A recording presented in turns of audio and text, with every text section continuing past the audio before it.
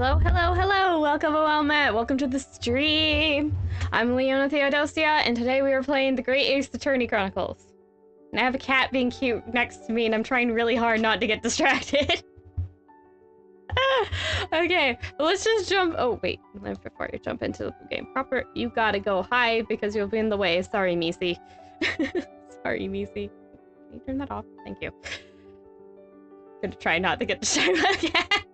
Don't get distracted by the cat. Don't get distracted by the cat. Oop. Okay, I need to turn this off, and there. Alright. So, a little quick recap. We tied the events of 10 years ago with the Proffessor case to this one. And because it has ties to the waxwork, and we need to prove like the waxwork has more to do with this and all that, we're bringing in Madame Truspels. So that's what's going to happen. Quick little recap, just to get people up to speed. So yeah, we're about to go. We're getting Madame Truspels on the witness stand. We're about to talk to her about stuff. what happened 10 years ago? All right. We're just getting back into court. Hi, Van Zeeks. Hello, Ryunosuke. Everybody else. Voice work time. In the name of Her Majesty the Queen, I hereby reconvene the proceedings of this court. Counsels for the defense and prosecution. Are you ready and able to continue? Hi, Van Zeeks. Hello. Probably is absolutely Kazuma, but we don't know for sure yet. Sorry. Yeah, I'm failing. I'm getting just not being distracted by my cat, but she's being good. Yes, good kitty. You play, even though you're distracting me. Prosecution is ready, my lord. Don't be mean. Don't be mean to her. She's being good. She's just too cute. My twin walked over, and I'm like, don't be mean to the kitty. She's just being a kitty. I need to retreat. Stop it. I'm sorry. Oh no, problems in the background. It's not technical issues. Sorry. Anyway. Yes, my lord. The defense is also ready. As the court is aware, the case under our scrutiny began with a damaging incident at the Great Exhibition. Yet now we find ourselves embroiled in the details of a convicted felon who was sent to the gallows a decade ago. Ooh, the judge is recapping better than I am. This trial has certainly defied all expectations. As seems to be the fate of all trials in which this Nipponese is involved, my lord. It's not his Ryunosuke's fault that he gets embroiled in the weirdest of things. Be nice, Van Zeeks. You know, I just realized I can make myself a little bit bigger so you can see me a little bit better. That would be nice. Hi, I'm slightly bigger now. So then, let us begin our exploration to defense's assertion that the waxwork was cardinally involved in this matter. I almost got... I'm gonna get tripped on the words. I'm unusual today. I'm doing my best. Lord Van Zeeks. My lord. Are we still awaiting the arrival of Madame Truspels? Not at all. Hello, Grandmas. Hello, hello. She is in the antechamber as we speak, ready to be summoned. Very well. Bring in the witness. I almost said witnesses. It's always been witnesses so much that I get tripped up when it's a singular now. Oh my gosh. I was getting tripped up if that was plural before.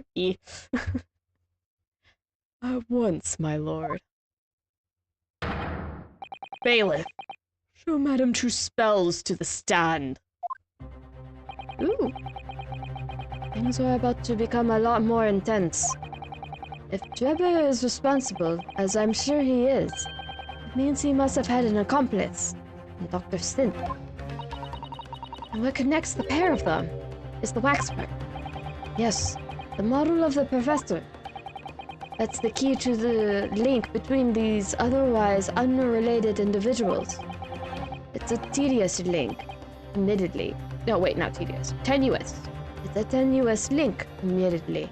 But at present, that's all we have to go on. You have no idea. We're in for a wild ride. Oh my gosh, she's making she's working on a Schlome's waxwork.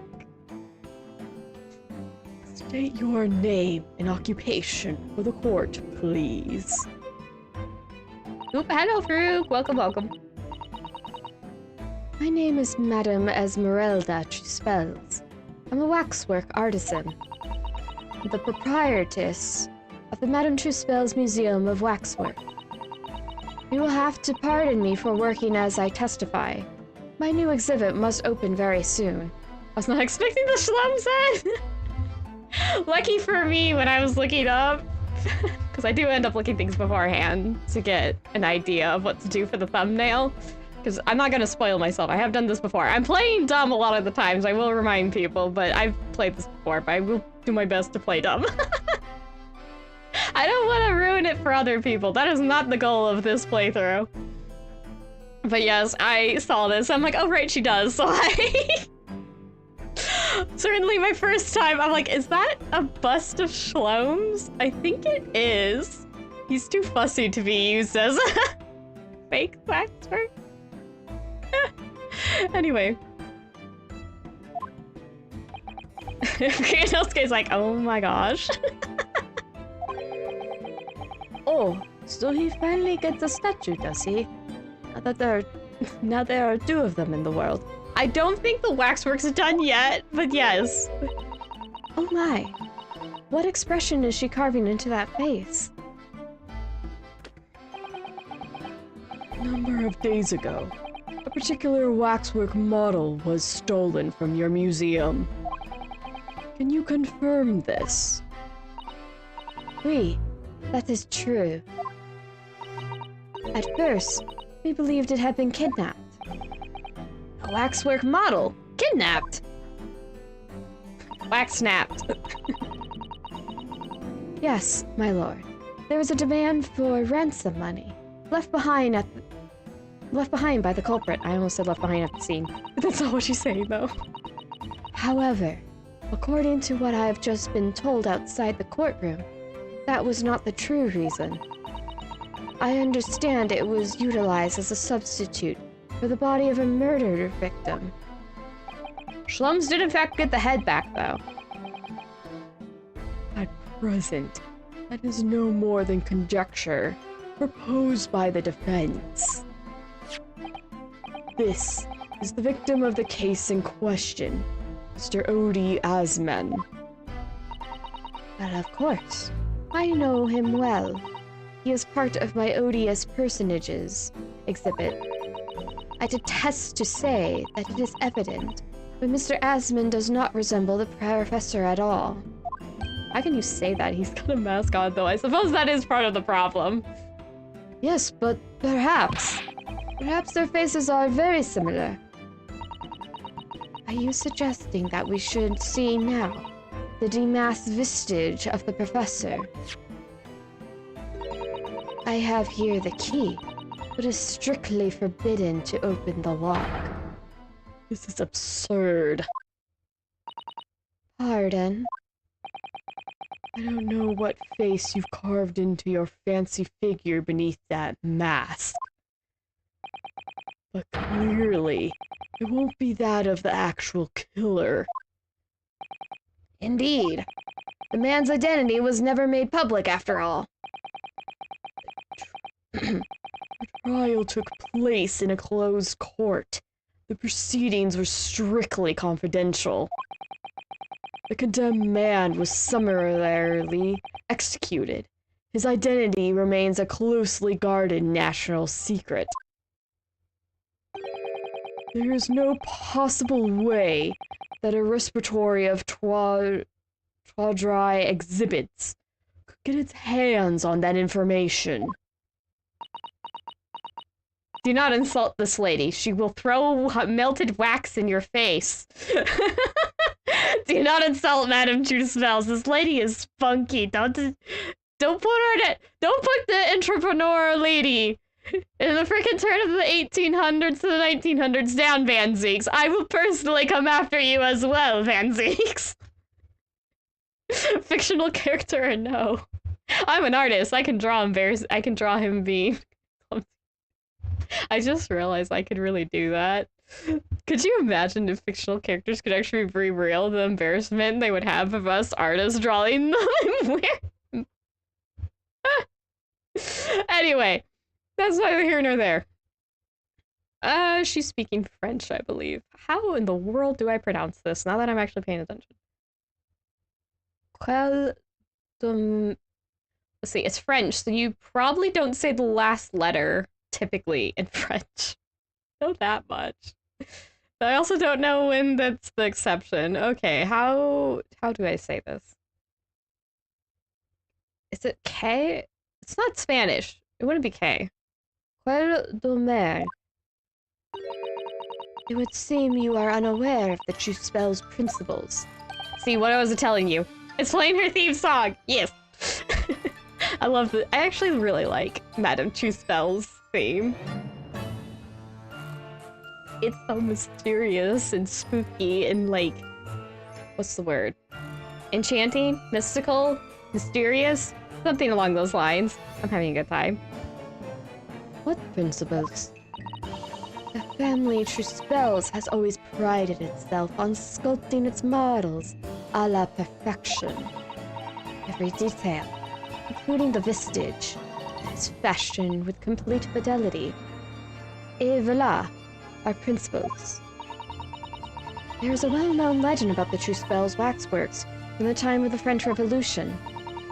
A member of the Truespells family is said to have made a waxwork of the Queen, who was executed.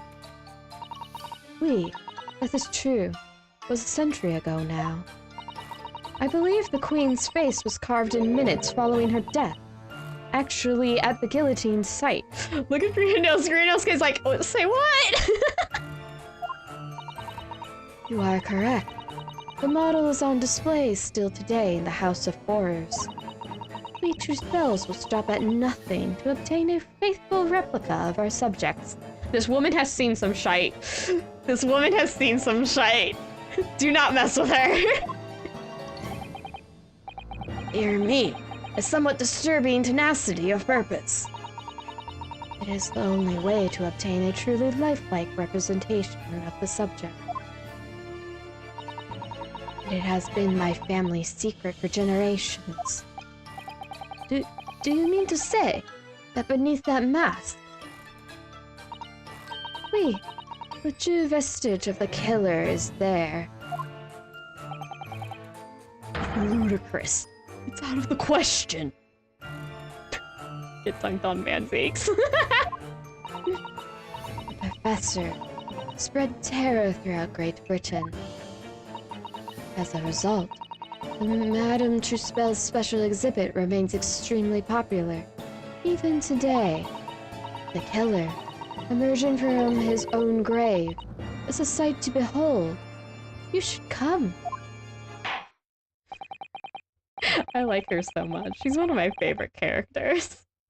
Like, in the Ace Attorney series in general, she's one of my favorites. Let's go, Madame Truespells. I think, madam, it would be beneficial to hear your formal testimony on this matter. You will explain every detail of this macabre model, and your personal involvement in its creation. With pleasure. Let's go!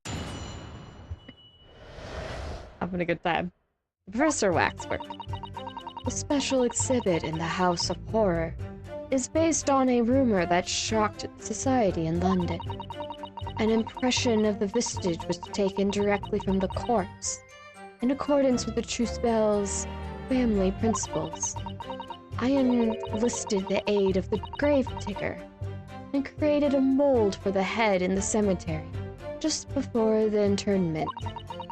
I hid myself until he gave me a signal. I was there for a very long time that night. As dawn approached, I was very worried that I could be discovered. Mysterious. Gravedigger? The man sanctioned this? Oui. I will do all that is necessary to achieve the true resemblance of my family is celebrated for. Nobody else knew. Only the gravedigger. What harm did it do, So you truly saw it? Oh, I was about to ask, where did your assistant go? But then I realized Van Zeeks is just kind of blocking him. He's still there. Okay, let me do the line again. So you truly saw it. The face of that monster. Naturally. I was aware at the time that his identity was a secret. But true spells would not be true spells if we did not insist on absolute fidelity to our sculptures. I don't believe this.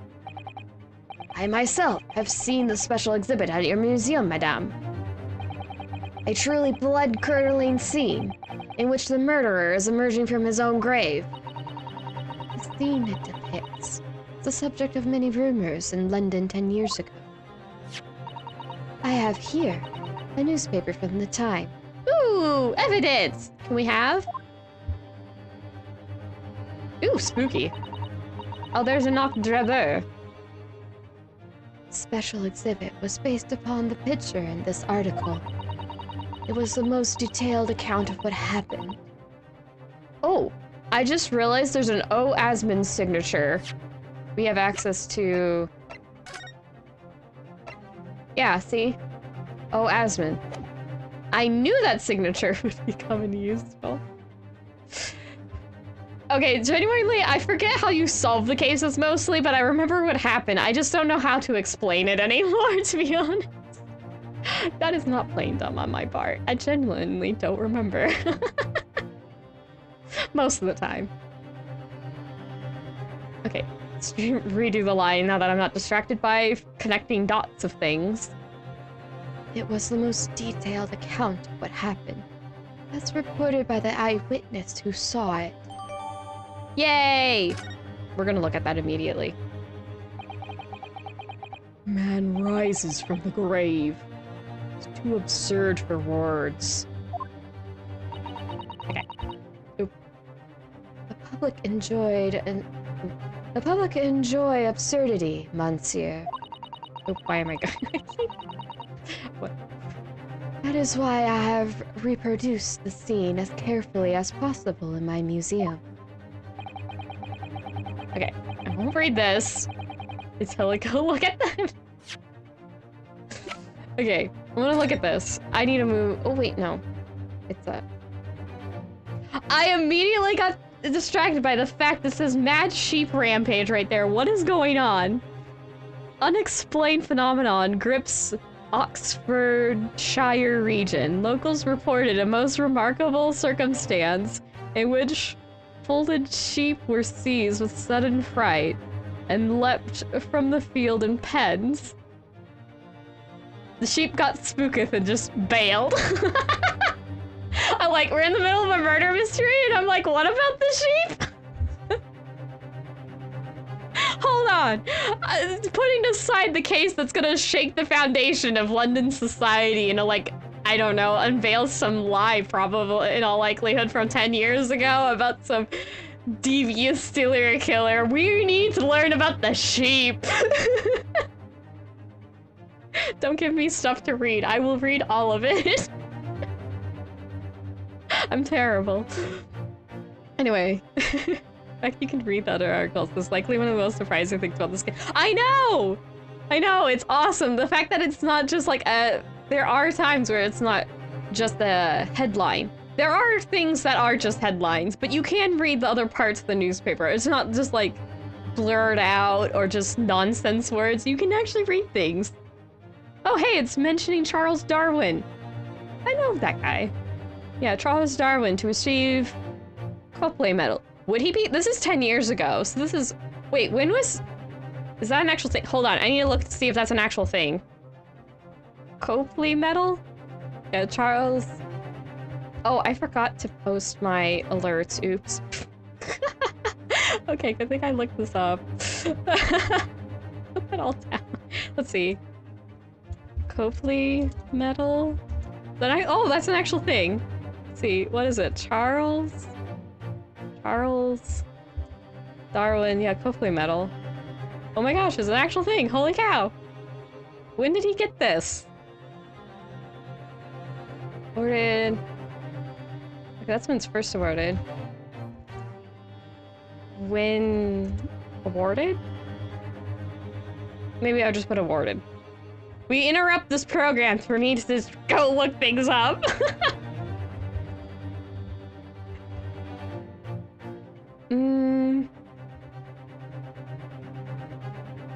Okay, yeah, no, Charles Darwin was awarded in 1864. Huh. Right there, according to that. That's not at all close to what it would be. 1874. I know it's way ahead of that in this game, but that's interesting. That's such a weird thing to put in. But that's an actual thing, cool.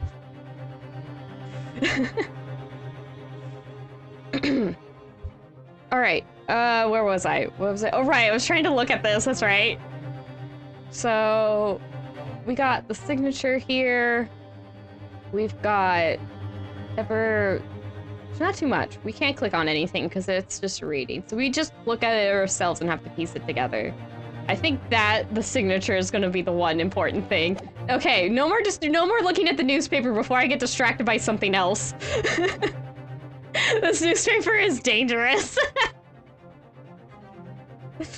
Oh, jeez. But, oh, hello there. What is it? Conrail? Welcome, welcome. Okay. And oh, what were people saying before? Okay, Trisfells was saying she replicated the scene as carefully as possible. And Ryunosuke is responding. Alright. And it's a waxwork from that exhibit that was stolen some days before the incident at the Great Exhibition, wasn't it? That is correct. Professor, you see before you hear. Most puzzling. Counsel for the defense. Proceed with the cross-examination. This waxwork links Drebber to Dr. Synth. And there has to be some reason for that, which hasn't yet come to light. But I'll find it. I'll get to the bottom of what really happened. I'll prove that Dr. Synth and Drebber were in on this crime together. And we just found another link. Asmund is also linked to this. We got 3 people linked to this. Professor business. Let's see. Oh, wait. Let me... What evidence do we have? We have the contract. We have this. We have a kill... Oh, this is relevant for 10 years ago. Yeah. Courtney Stevens. She's now Courtney Synth. Death by hang confirmed at midnight. So we gotta remember midnight. That will also probably be relevant. Whenever it gives you a specific time, try to remember that. That's one advice I have for playing an Ace Attorney game. I don't think there's anything about the waxwork head in particular.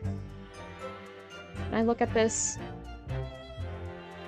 No, you still can't look at anything with this. Okay. Do we have anything else from 10 years ago? Oh, we have this from 10 years ago. Yeah.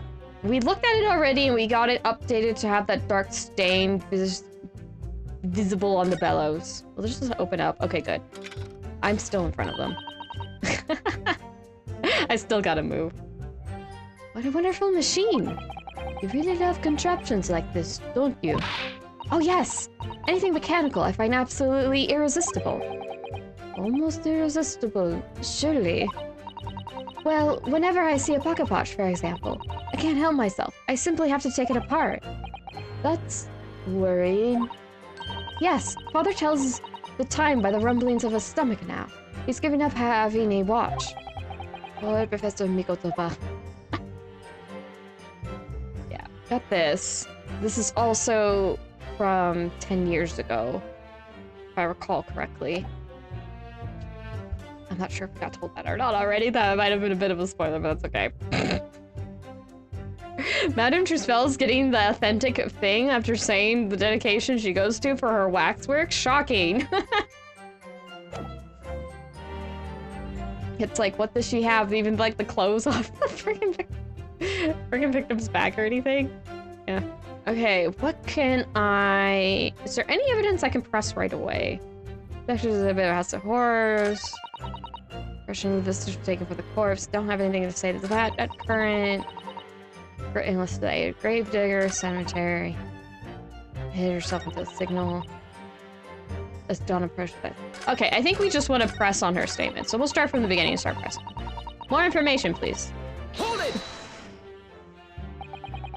And that rumor would be a 10-year-old tale now, but one that no Londoner would ever forget. Alright, I know just what you're talking about, I think. Of course, it couldn't be anything else. Yes, that story will never disappear. The tale of the condemned killer rising from the dead.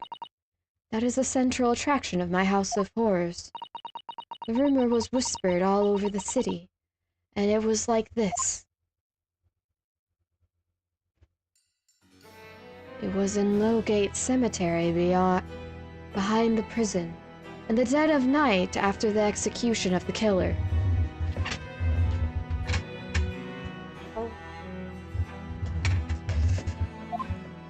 The interred professor slid back the stone slab covering his tomb and emerged from his grave.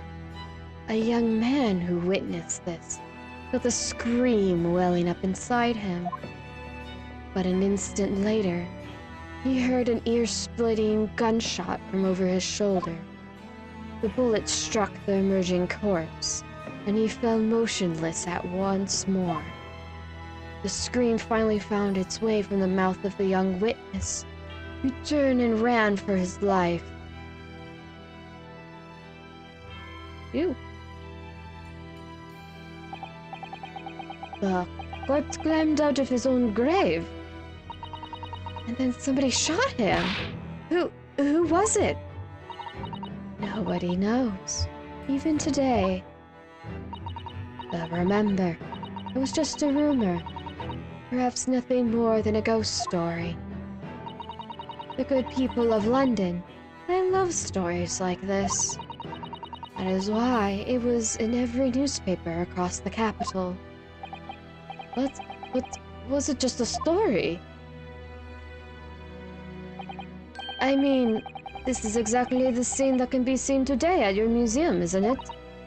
The special exhibit was modeled on that very illustration. For a while afterwards, the contents of that article were reproduced in every newspaper imaginable. Madam, might I say something? Please go ahead, mademoiselle. When something is described as a rumor, it doesn't necessarily mean that it's entirely made up. I believe that often, rumors contain elements of the truth.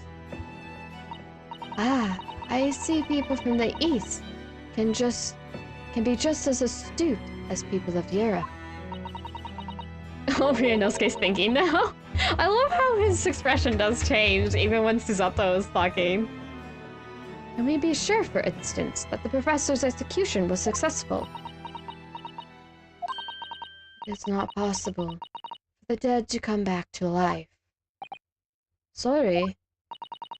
10 years ago, I was there at Lowgate Cemetery, after the criminal known as Proffessor was killed by hanging. I took a waxwork impression of his vestige from the corpse just before it was interred. So I can assure you, the man was dead. I see. It would certainly appear that the condemned man suffered the intended fate. Van Zeeks. Oh, right! Van Zeeks is very agitated about this because his brother was killed by the professor. Okay, what can we get from this? Is it true that is it true of every waxwork in your museum then? It is, assuming the subject is dead, of course. Live subjects have to cooperate in a similar way. I have letters from imprisoned criminals all the time, you know. What sort of letters? When my time comes, please make a waxwork of me. Konka. Konse? I don't know how to pronounce that. I'm sorry. It's French. I don't know how to pronounce French. No! My museum is famous, monsieur. To be made into a waxwork is an honor. And for some criminals, a symbol of status even. Because nothing says hardened criminal better than wax. It's thanks to one killer in particular that my museum has gained such popularity in London.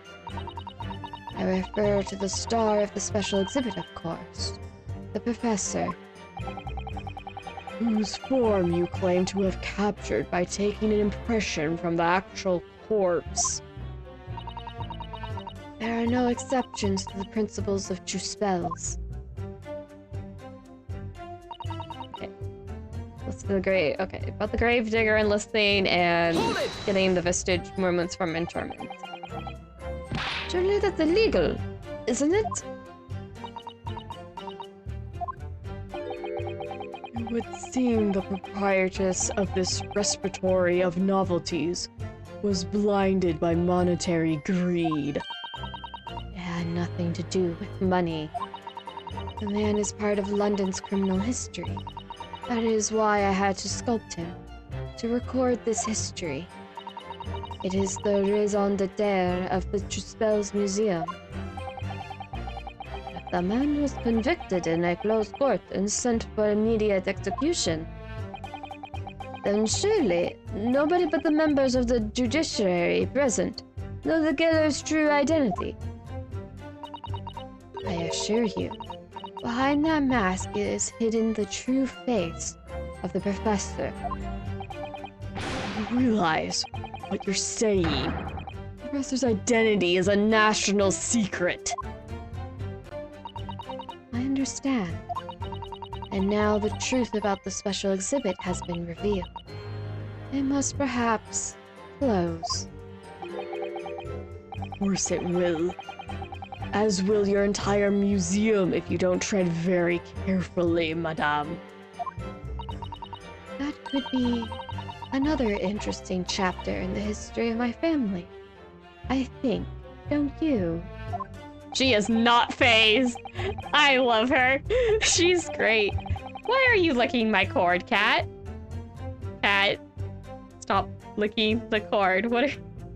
Hold on, I need to shoo away my cat. Come on, shoo. Okay. Come here. Yeah? Why are you licking my cords? You're such a weirdo. Come here. Hold on. Come here, you.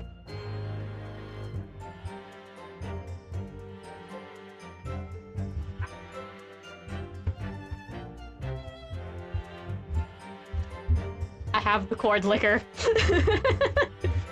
Why are you like this? Yes. You get to hang out with me in the Mises now. Good girl. Yes.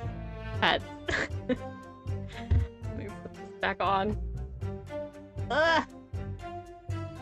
Situate myself. No, don't lick this cord. Why are you like this? Good girl. Just stay there and don't lick my cords, please. Why is she like this? Does anyone else have a pet that just licks electrical cords? They don't bite it. She just licks it. Why? Okay. So, 10 years ago, on the night of the Professor's execution, you took a waxwork impression of his face from the corpse. Me. Exactly.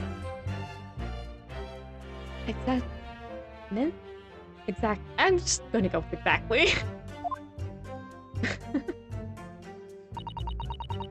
Okay, and now she hit herself and she was there for a long time. Can you say more? You were there longer than you expected to be. Oop. Okay, bye.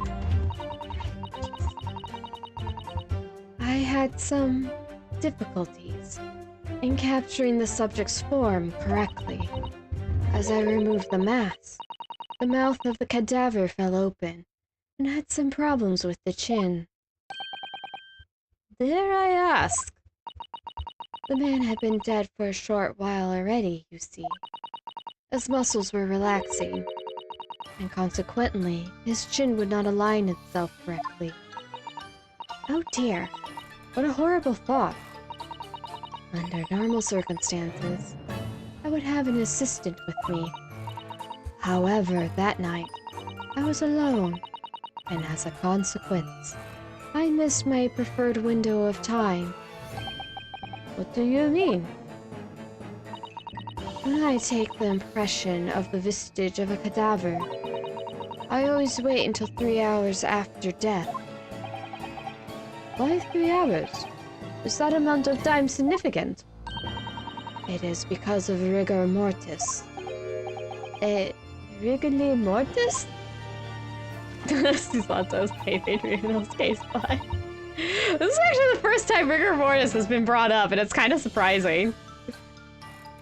It's the name given to a phenomenon that occurs in recently deceased bodies. As a rule, 3 hours post-death, the muscles in the body begin to stiffen. By approximately 10 hours post-death, the entire body is completely rigid and inflexible. And then from that point on, the muscles slowly start to revert to their relaxed state. The effect is often used to estimate the time of death when a body is discovered. Ryunosuke is thinking. You got your thinking cap on, buddy. Well, that was an education, if a slightly scary one. As the mademoiselle says, rigor mortis commences 3 hours after death, and it starts in the jaw. I see. So that's why you wait. For that time, the mouth falls open, and it is very difficult to do my work. Ugh, it's getting hard for me to do my work with all this talk of corpses. I wonder about that information. The court's just heard from Madame Truspel's. It is significant! Remember, it said that he passed away at midnight, and if she waited 3 hours, she would have seen him at like 3 in the morning or something. So, that could be a thing. That could be important. Because if she... Because now we have the time... been told the time of death, and clearly rigor mortis hadn't set in, because she would have got to get there beforehand, because like Susato just said, it's 3 hours, and then after that the whole body gets stiff, so she wouldn't have been there at times. So the only time where the body would have its mouth fall open is beforehand. So there's a discrepancy there, possibly. But we gotta see when she actually got there. Susato's so metal talking about post-mortem stuff. Like it's just an everyday fact. She's like me. I read too much. Case closed. I like mysteries. Obviously, murder mysteries are a popular genre, and sometimes that's the only time I can find interesting mystery stories. It's either horror or murder mystery are the good ones with actually some detectiveness to them. It really is hard to find a good mystery. I mean, understandable. I mean, you have to write the darn thing. I've been told if you want to write a mystery, you want to have whatever happens and then go reverse from that. Because the trick is to make the reveal mysterious rather than like the actual whatever happened to be convoluted and stuff. I mean, we've seen it here, even in here in this. It's just some guy killed another guy and then somebody else got blamed and then we gotta go point the finger at the actual killer. That's the entirety of the Ace Attorney series, really. Few exceptions, but then for the most part is what's happening. So, yeah. It's like what happens is fairly simple typically. It's just that. It's just how that gets revealed is the important thing. So yeah, there's your random little tidbit of advice I have heard around the place. That's not just coming from me. That's what I've heard people suggest to do who write mysteries and whatnot. So I guess I'm just passing it along here. Okay, anyway, back to the game. The information about rigor mortis that you just shared with us. Would you mind including it in your formal testimony? I believe it could be significant, you see. Of course. I do not mind at all. I can't help but feeling that after this latest topic, the atmosphere in the courtroom has become extremely grave. I appreciate you, Susato, even if Ryunosuke evidently doesn't. This is no time for jokes, Miss Susato. No, that's actually the time for jokes. You ever heard of using levity to even out the pathos and all that? You can use levity to even out the grimness of things, too. Madam, kindly amend your testimony as discussed. Bien sûr? I really don't. I need to learn a French pronunciation guide or something. Ah. Bien sûr. I'm just gonna drop the last letter because that usually French does drop the last letter. Does not pronounce the last letter in so many words. Okay, it took me a very long time because it was before the onset of rigor mortis. Do we show the... That's the wrong menu. I want to save it in case I'm wrong about this. Because I know what I want to get at. I just don't know how to do that within the confines of the game. So let's see if this is correct. I think I need to present this. Objection! Oh, the music cut out. I was right. Madame Truspels, I have here an autopsy report that was filed 10 years ago now. It confirms the death of the professor following his execution at the gallows. And is that a problem? I believe it is, because her testimony and a particular detail in the report completely contradict one another. Okay?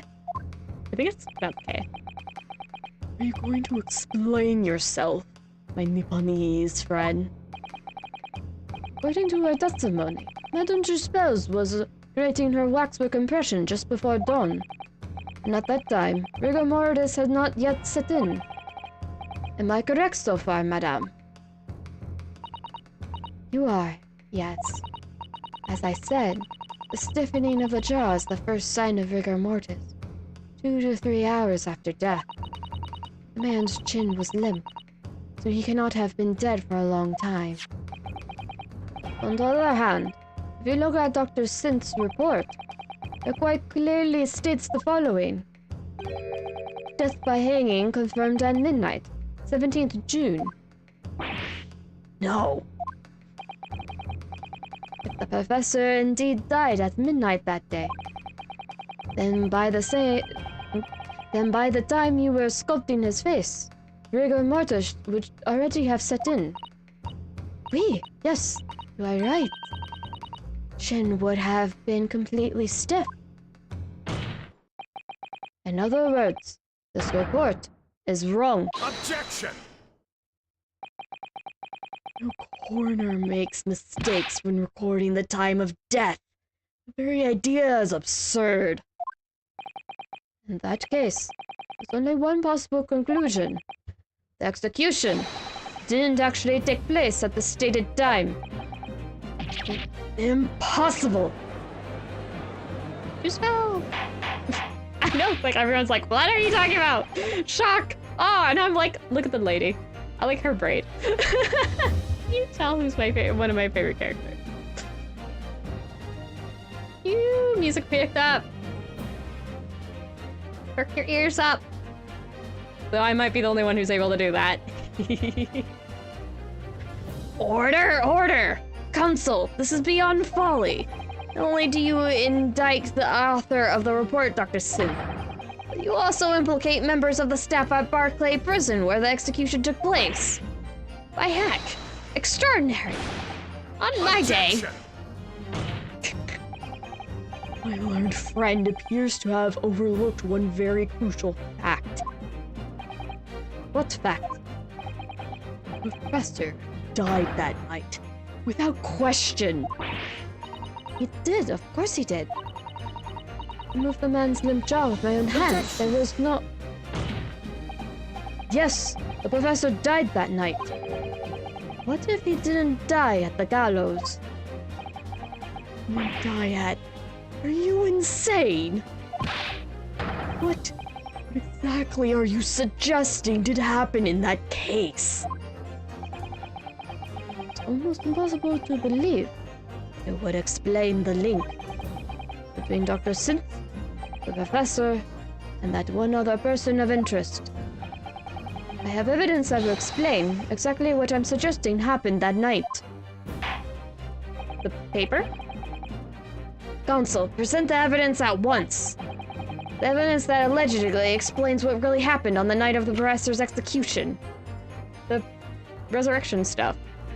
Take that! I don't know what else I would present. What happened that night is written very plainly in this newspaper article. Executed criminal returns in the dead of night at local cemetery. You're suggesting it was a corpse. I'm back from the dead now. Well, if this article is to be believed, yes. The professor assumed dead following his execution, emerged from his grave, and was killed again. Objection! Don't be a fool. That is simply a rumor published by the gutter press.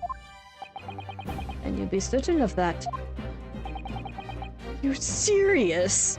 The point is, this article says there's a witness to what happened. I love the amount of energy of, yes, this is what happened. Moving on. Ryunosuke just kidding. Fancy. He's like, that's nice. You don't believe me. I'm moving on. If we didn't know Ryunosuke's character wouldn't be like this, I would say he's paying very passive aggressive about it. I don't think Ryunosuke's that mean or anything. He's just genuinely like, that's nice, Menzies. I'm gonna talk about the truth now, okay? Bye. My word. Yes, indeed. Wait, should I read his line? Oh yeah, no wait, I didn't. Whoops. Okay, so Van Sieg's went, are you serious? The point is, as the article says, there was a witness to what happened. My word, yes indeed. My Lee, the young man who stole into the cemetery by chance that night. Objection!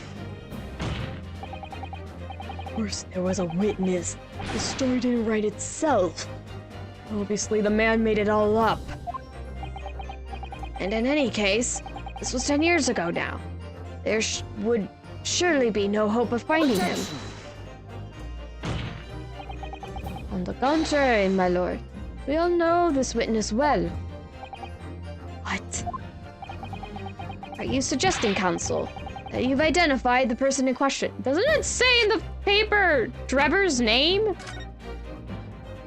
Yeah, Mr. Trevor's dreadful encounter. It says his name. Read the paper! I just gave it to you. Read it! I'm lecturing Victorians on reading the newspaper. Why? I should be the one who's being forced to read. Oh, jeez. Are you suggesting, Counsel, that you've identified the person in question? That you know who claims to have seen these utterly incredible events to take place? Yes, my lord. In fact, you would say that he's right here, before my very eyes. Did you look behind you? I think... Wait, would Drebber be standing somewhere nearby? I'm not sure. He's nearby, at least. You will substantiate your latest claim now, then, Counsel. Who was the alleged witness of the staggering scene from the cemetery 10 years ago? Drebber, where is he? Okay, he's that man. Right here. This man. Mr. Snowy. With the very long hair. Mr. Luscious locks. The man in question is Mr. Enoch Drebber. Drebber. The previous witness. Special exhibit in the House of Horrors at Madame Truspel's Museum of Waxwork. Recreate that decade-old scene in great detail.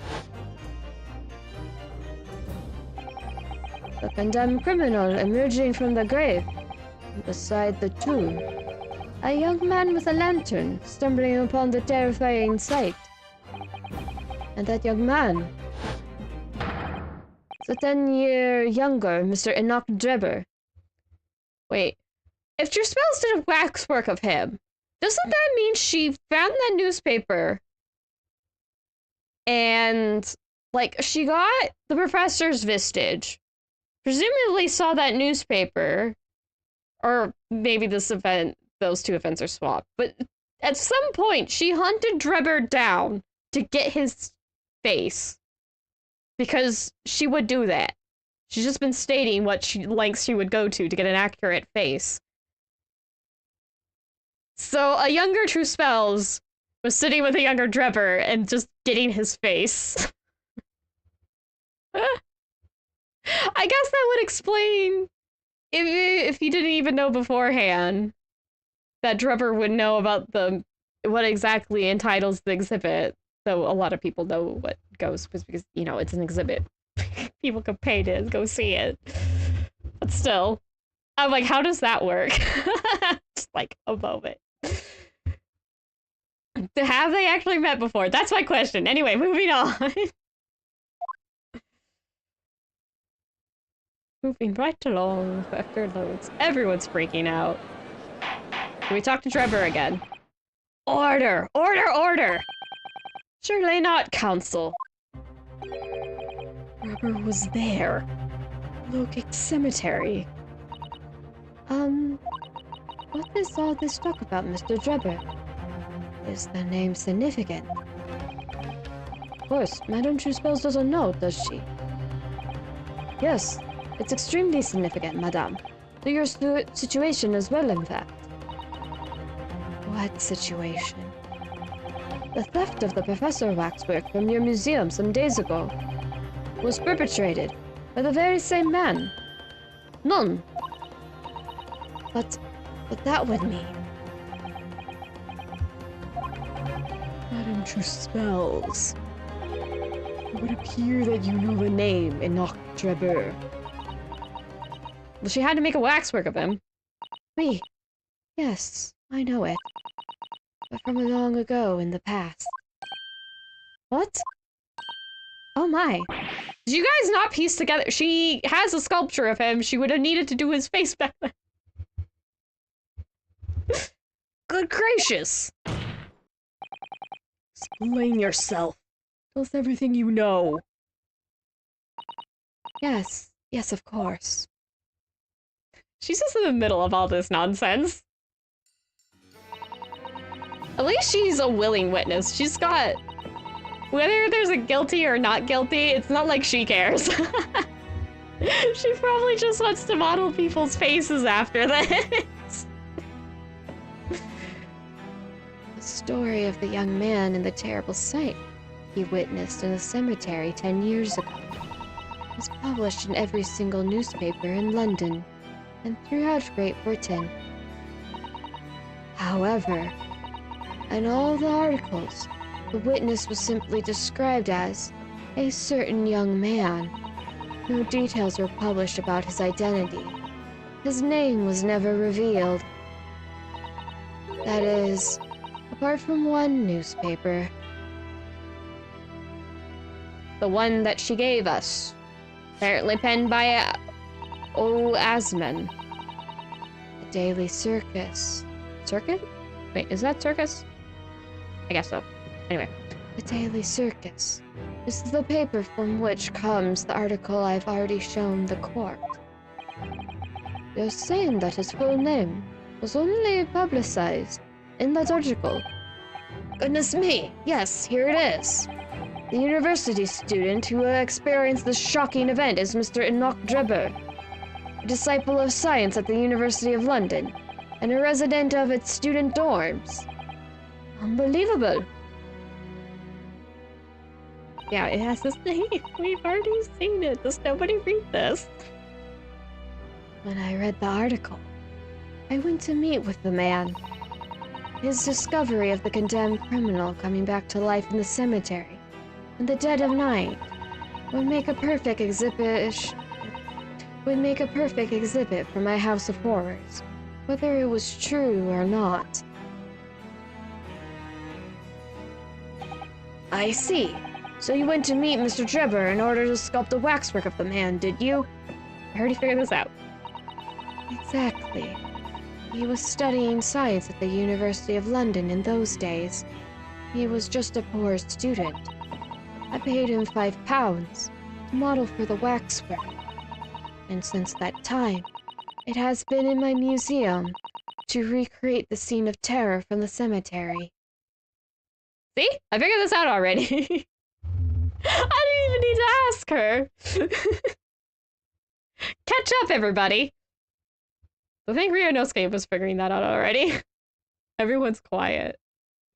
Except for Ryunosuke, who's still posing in his slam fist anime. So, 10 years ago, a young man appealed to the public about an extraordinary event he'd witnessed. A criminal who had been put to death, re-emerging from his grave in the middle of the night. But the public treated his claim as nothing more than an amusing anecdote that was soon forgotten. And years later, the same man steals a waxwork model of the executed criminal, ostensibly to use as a body double for the victim in the case we're discussing here today. Even though the waxwork build is a poor match for the victim, and its face is obscured by a mask. So the question is, why would the man do such a thing? Well then, Zeeks?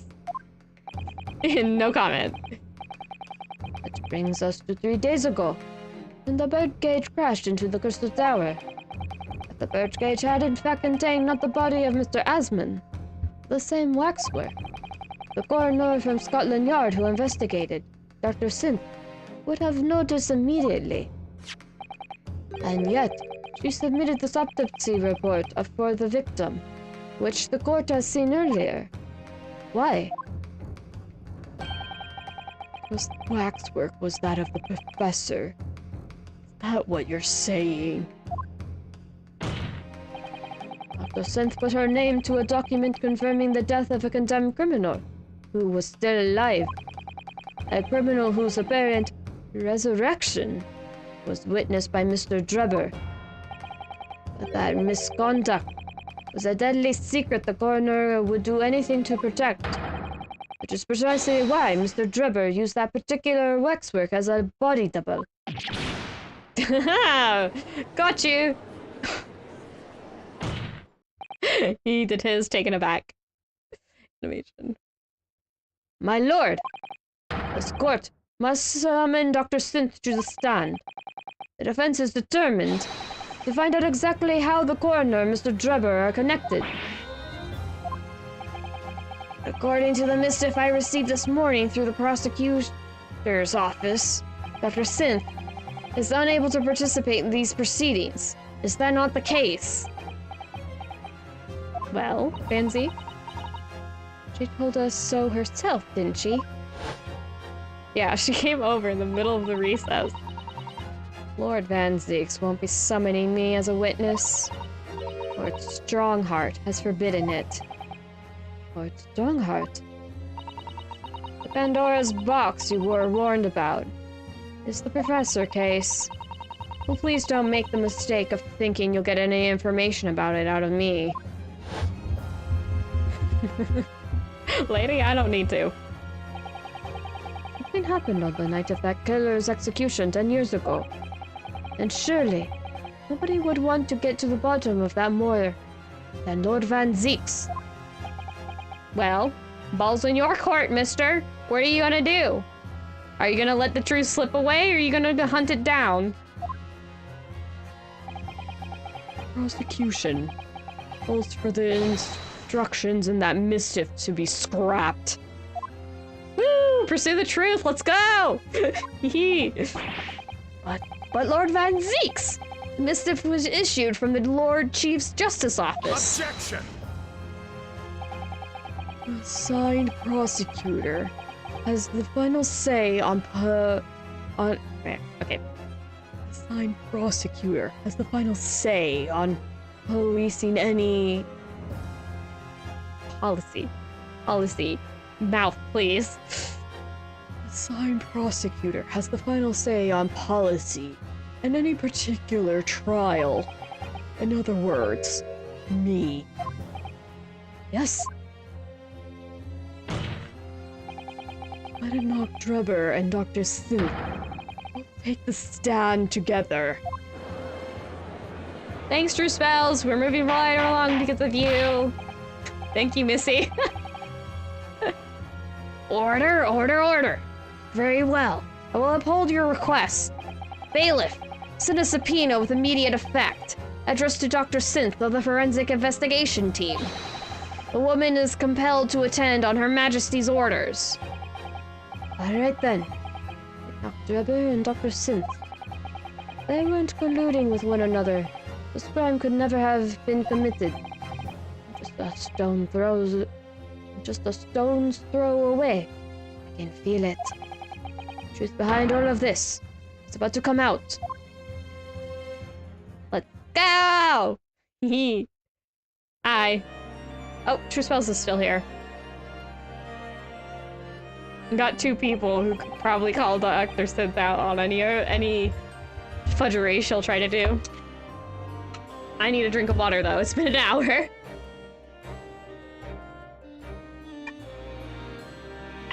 Okay. Alrighty. That should make voices a little easier to do. Put that down. Grab this. Thank you for your attendance at such short notice, Dr. Synth. I'm disappointed in you, Lord Van Zeeks. You completely betrayed the agreed policy of both Scotland Yard and the prosecutor's office. Betrayal is not in my nature, as long as the truth isn't compromised. It is. There's even a hint of wrongdoing. And no matter whom it concerns or disgruntles, I will pursue the matter to the bitter end, as would any prosecutor worth his salt. Damn, Van Zeeks! Say it like it is! Mr. Drebber, you took the victim's life by means of machine. Yeah, but mess that up. Try again. You took the victim's life by means of a machine that you constructed in your workshop. No response. And Dr. Synth, as an investigating coroner, you were first on the scene to examine the victim's body. It is the belief of the defense that you collaborated with each other and were both complicit in this crime. And where's your evidence? At present, we have no definitive evidence, but we do have a very significant clue. What are you talking about? Excuse me. I'm talking, of course, about the waxwork. It's just sitting there. You kind of see the back of his heel. It's like, she even made, like, it's sitting down in there. It's not just a waist up, it's the whole body. Interesting little bit there, but anyway. Also, she has a coffin, despite him coming out of the grave, in the exhibit. But she has a specific coffin to carry around this waxwork in, apparently. Oh, that's silly. Anyway, moving along.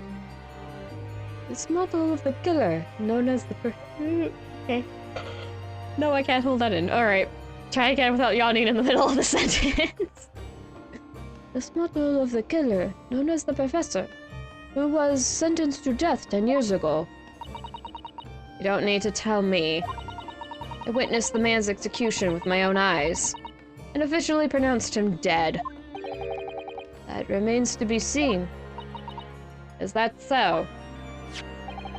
According to the newspaper reports from the time, the night following his execution, the killer came back to life. Don't waste my time. The sole witness to that mysterious event was you, Mr. Drebber, wasn't it? You gotta say anything? Nope. What you saw in the graveyard that night 10 years ago wasn't some chilling fiction, but reality. It would make you privy to a very great secret of Dr. Synth's.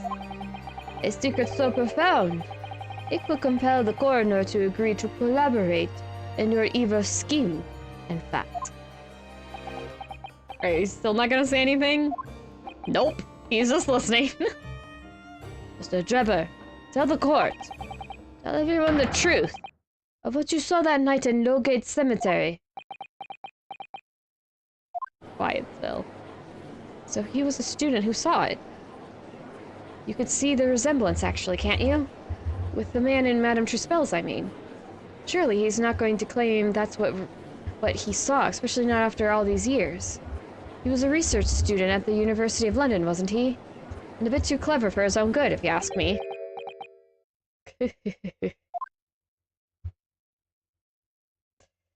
Hi. Now you're talking. What an interesting twist. Yeah, this guy's confused. When, at the time, not one person would take me seriously. Now we're here. Okay. Screen up. Yet now, here we are. 10 years later. And suddenly my story matters. In a court of law, too. Thoughts? Very well, then. If everyone so wishes. Oh, new song. I like this one. Let's be frank. I'll tell you the truth of what happened that night, for what it's worth. She's not happy about that, or she's resigned. I have no idea. They're both quiet. What is going on in this witness stand? Truspel's is still there, too.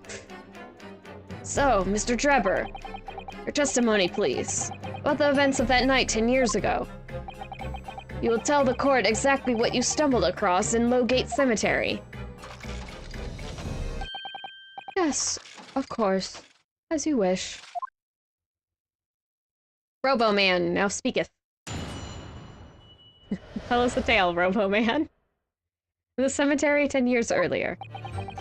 The reason I was in Lowgate Cemetery at all 10 years ago was for a spot of moonlighting, shall we say. Yes, the illustration in that newspaper article was based on what I witnessed that night. But thinking back now, I realized that I never actually saw the professor. Soon afterwards, I was visited by a young woman who sculpted a model of me from wax. Then I gave up on my dream of becoming a scientist, and it was all because of that newspaper article. Ew. Wait a minute. You're claiming you didn't actually see the professor now? Of course. You'd have to have a screw loose if you believe a corpse could come back from the dead. But you're saying this article is not worth the paper it's printed on. I think that would describe it perfectly. Yes. And that vicious smile of his. Ugh. If the details of that article aren't true, it nullifies your argument for why Mr. Drebber and Dr. Sint would have been working together. So, he's discrediting himself to cripple my argument. Tell me, witness. You claim to have been in the cemetery on some auxiliary business. Can you elaborate?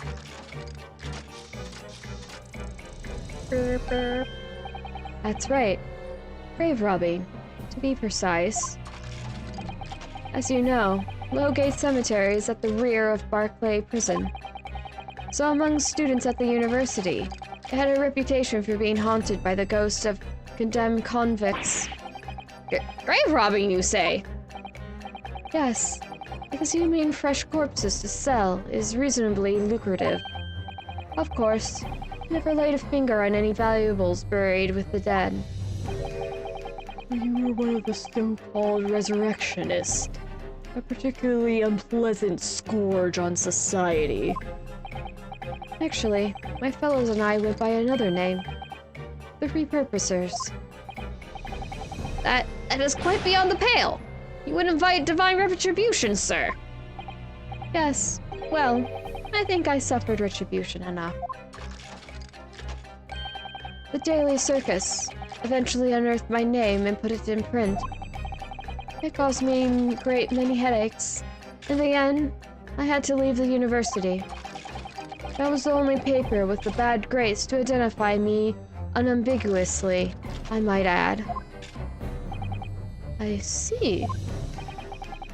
Out of interest, who drew the illustration for this article? Ah, yes. That was the reporter who exposed me. He sketched that right in front of me as I described the scene. Burp, burp. Obviously, as time ticked on, I bitterly regretted what I'd done, claiming to have seen something I never truly saw. Foolish. Very foolish.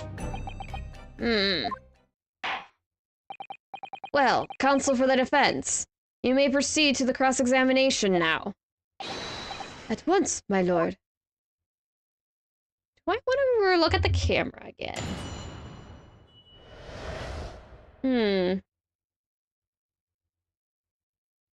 No, I think just looking at the stain might be what we need, possibly, for a moment, for a certain part.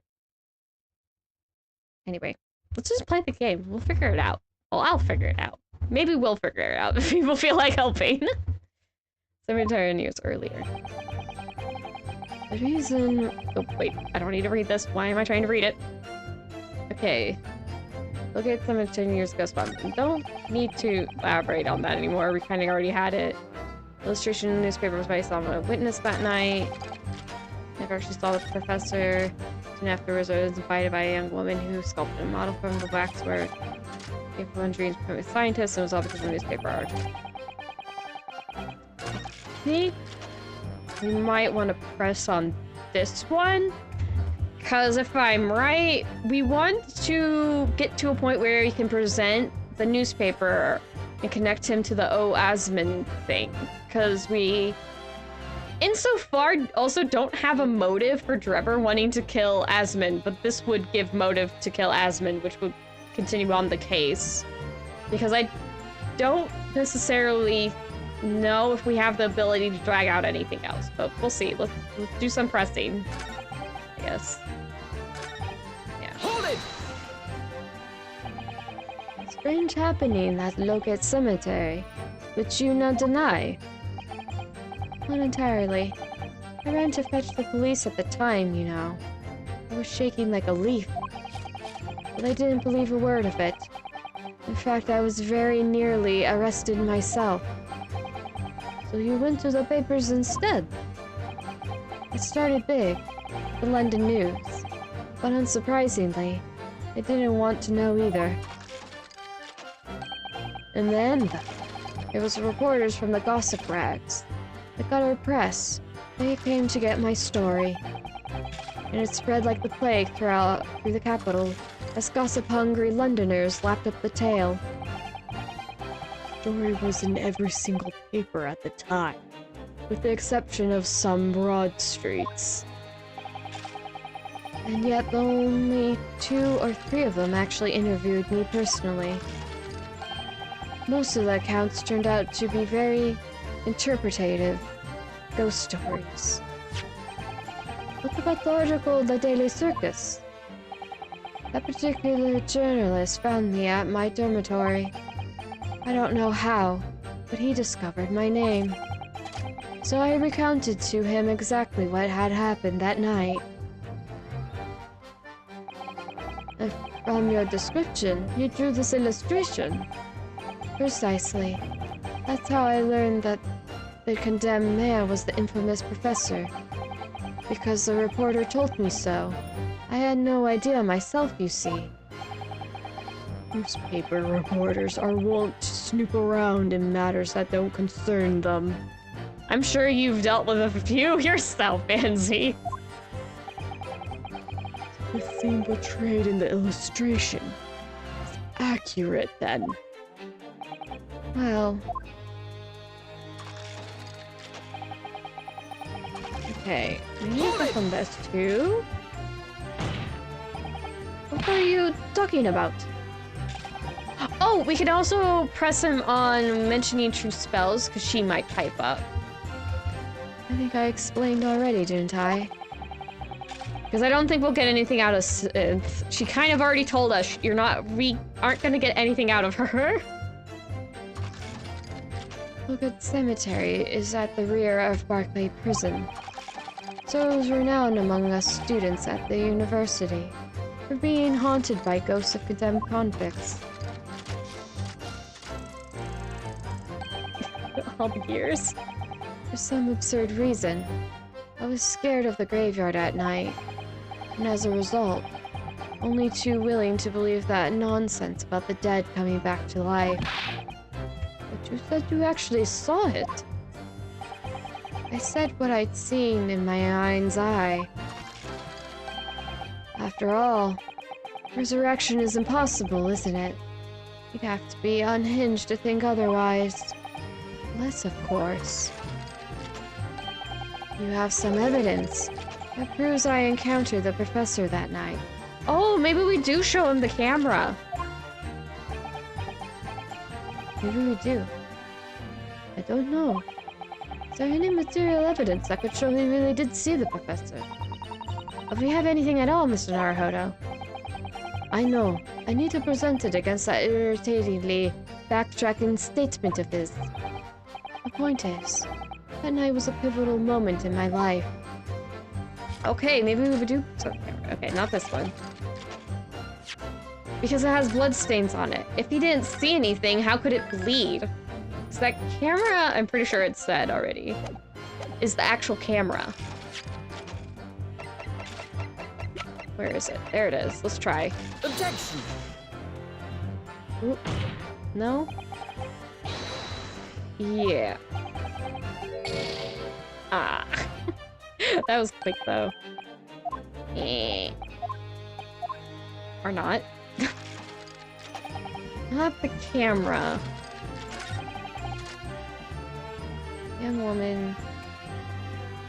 Spell crack. Gave up. Okay, let's press on this. See if we can get 2 spells. Young woman, being Madame 2 spells, of course. Precisely. I must say, I didn't expect to run into her again, like this 10 years later. As I have explained, I went by the name published in the article. And... Comme ça va? I found the man. Yes, the article in the Daily Circus, I think you said. I was a poor student, with barely a penny to my name at the time. And the young lady put £5 in front of me. You readily consented to having a waxwork of yourself made. I gave permission for it to be put on display. I did. I should sell what little I had to sell, I concluded. Ah, me. I remember now. I purchased something else from you that day. N'est-ce pas? Oh, so we hadn't learned the camera is authentic. They were just saying that. Did you? I can't say I remember. What was it, madame? His camera. Ah. Oh yes, I made a point of taking it with me whenever I made an excursion into any cemetery. You took a camera with you, sir? To what end? To record the details of the bodies I disinterred. But I had no intention of ever visiting a graveyard again after that night, so I sold it. I see. I still have it, monsieur. It is part of the special exhibit in my House of Horrors. I am very meticulous about such details. It is the true spell's way. And thank you for it.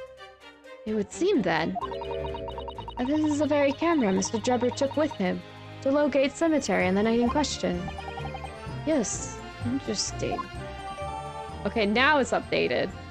Maybe now we can use it now. Well, I say maybe, but we should be able to use it now. Yeah, that's nice, dude. Can we use camera now? Objection! Ah!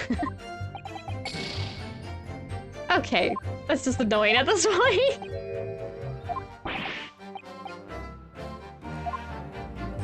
Okay. What am I supposed to do with the camera then? Do I have to look at it again? I'm getting enough frustration. Frustration! Okay, yes, we don't need to go through the contraption with dialogue again. Yeah, it's still checked off. Can we open this? Bill? Yeah, photographic plate goes. Okay. Yeah, they don't have anything new to say. I clearly need to use the camera, but where do I need to present it? So annoying! Yeah, because... Scientist. Do I need more? Yeah, what does it say? The actual camera that Mr. Drebber had with him in the cemetery 10 years ago. The lens is extended, a dark staining can be seen on the bellows. Huh. Because of that newspaper article. Based on the witness. Did I present it here?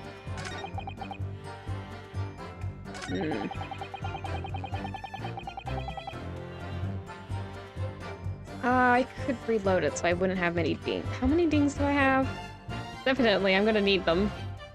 I still got 3. I don't like that. But oh well, I'm gonna have to deal with it. Just put it over. Can we... Do we present it here? Objection! No. No, we don't. Okay. Then maybe we can get him to talk some more about the newspaper. So we'll press on that last bit. Hold it! Okay. This article, you mean? Published in the Daily Circus? Yes. Somebody informed the Dean that it was my name that appeared in the article. I carelessly let slip that night after... Wait. Carelessly let slip that night after night. That does not make sense to me, but this is what he's saying, okay. I carelessly let slip that night after night. I was digging up graves. Hardly a model student, you might say.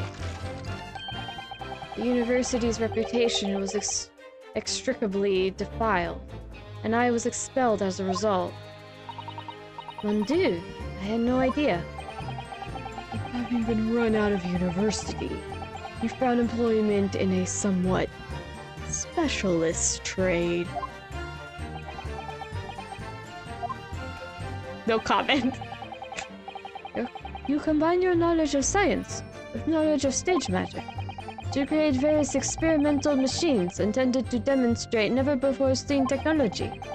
And you use those deceptive machines to trick the government and private investors to giving you money. Still no comment? Still no comment. Professor Albert Hairbrain was just your latest victim, wasn't he? Whatever are you talking about? I have no recollection of doing anything of the sort. Why are you having a moment of being like, I'm not saying shite? What's Trevor up to? Why would he suddenly change his tune and recant his claim? I wonder if perhaps it's because his circumstances have changed now. What circumstances? Well, if he admits to having seen the professor emerging alive from his grave 10 years ago, it will expose a secret in Dr. Synth's past that she would desperately want to hide. Yes, of course. If Drebber and Dr. Synth are working together now, then if Drebber were to betray her, there'd be no reason for her to continue to cooperate. In that case, only one way around it. I have to prove he really did see it. Prove he really did see the professor's corpse coming back from the dead as he originally claimed. Yes, Mr. Naruhodo. Exactly. We have to look at the camera again, because that's the only thing we have. Okay. I'm probably missing something. Put the lens out. Yeah. Probably want it out. Can I look at... Why do we always have to have this long conversation every time I open this darn thing? I couldn't have put a shorter one. Is there something I'm missing? That's checked off. Stain's checked off. I feel like there's something that could be done. The camera.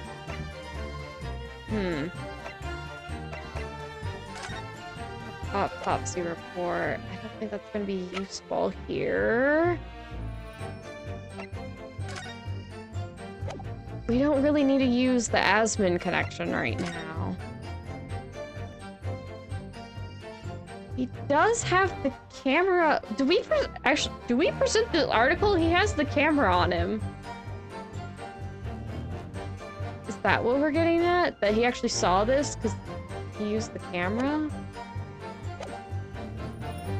I don't know. Let's give it a try. Shrug.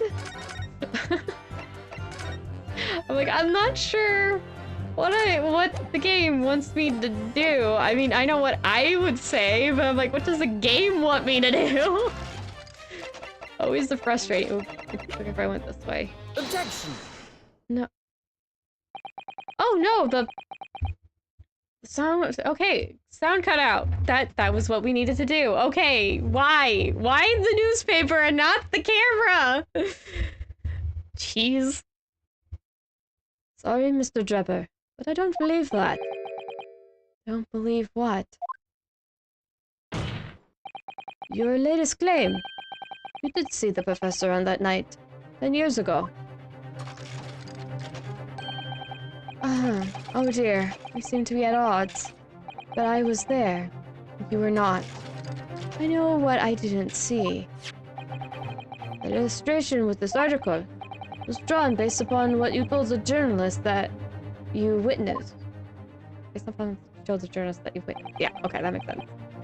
A figure emerging from a tomb, wearing an iron mask. Yes. Yes. The killer was tried 10 years ago. It was decided in the closed court's ruling that the man would wear the mask to hide his identity. It wasn't to be removed, even during his execution and subsequent burial.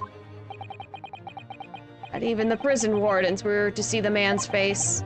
But obviously, the provision of this mask was not public knowledge. Wait, that's what we're supposed to get at? How? Why? Does it say that on the head? That the Professor Waxburger was stolen from the Madame Truspell special exhibit. How was I supposed to figure that out? So, Mr. Drebber, as you've just heard. Ah. A lowly student of the University of London certainly wouldn't have known about the condemned man's mask. So unless you had actually seen the professor that night. How do we know this? I don't understand. Okay, put that aside. Maybe I can find some walkthrough or something to explain that, because I'm confused too. Did I say that at some point? Okay, what was this guy saying? So unless you'd actually seen the professor that night, it is inconceivable that the artist would have included the mask in that illustration. He's not happy about that. Order, order! Well, Mr. Drebber. What are you gonna do? Besides do your usual thing. It's a vile scene, isn't it? If you look closely. And as I've already been at pains to point out, I was utterly petrified. Which is why I had it in my head that I'd seen such a blood-curdling sight. But afterwards, I came to my senses and realized that I'd been mistaken. You're still saying that you didn't see it? You're stubbornly sticking to that story, witness. And amend your testimony to explain exactly how you think your eyes deceived you. Of course, of course. Only too happy to oblige. I can't believe he's still not going to concede the point. But just smile again. What I in fact witnessed was a fellow grave robber at work. Really? I don't think I have anything to disprove that. Okay, and we just push on it. Press. Fellow grave robber? What are you talking about? Well, I wasn't the only one busy in the cemetery that night, you know. Other body snatchers were at work. Of course, when I saw one emerging from the hole he'd dug, my heart very nearly stopped. So that's the terrifying sight I actually saw, you see. You're claiming it was just another student, unequally salubrious?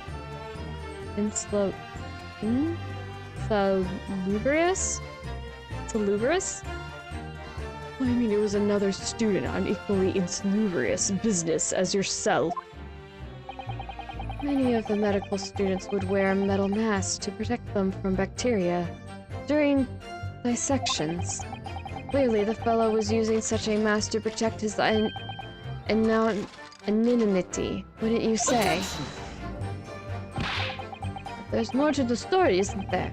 The article goes on to say, the next second, a gunshot rang out suddenly from behind. The bullet pierced the resurrected man's chest, whose breath then stilled once more. We might assume that the sexton discovered the miscreants at work, perhaps, and fired upon one of them. The gravedigger has shot somebody in the cemetery. I think it might have been a rather big news, my lord. Trevor is right. He is very unique. I do like his design. Trevor's very interesting. I kind of wish he was like a good guy or a neutral party, because Trevor's kind of cool in my opinion. I'm like, ah, what a waste of a good design. Why couldn't we have more of him? His movements are pretty interesting too. Ah, yes, well, I can only assume it was an embellishment bolted on later by the reporter. Oop. Hi, Truspell. Excuse me. What are you saying? Madame Truspells. Don't take it out on Mr. Shlums. Oh, ooh la la, pardon. I was lost in my thoughts. Would it be fair to say that Mr. Drebber's last remark was significant to you in some way? I thought it was a little strange. That is all. How Monsieur Drebber would claim this now. If you don't mind me saying, madame, what are you talking about?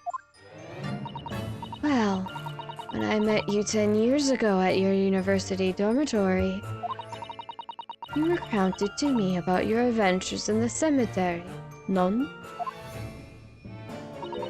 Including the gunshot. Stop. You might want to watch your tongue, you know. Objection! Have a care, Drebber. There's no way to speak to a lady. Have manners. You've been rude too to ladies, though. Please, Madame Chuspels, carry on. Of course. According to what Monsieur Drebber told me at the time, he did hear a gunshot from behind him, and the bullet hit the condemned man. I said nothing of the sort. None. You were very explicit about the details. About the mask that the figure was wearing. And the blood that splattered over you when he was shot. Enough. Shut up, woman. You're making all this up. That will do. Mr. Drebber. Yes? You refute the account just given by Madame Chuspels.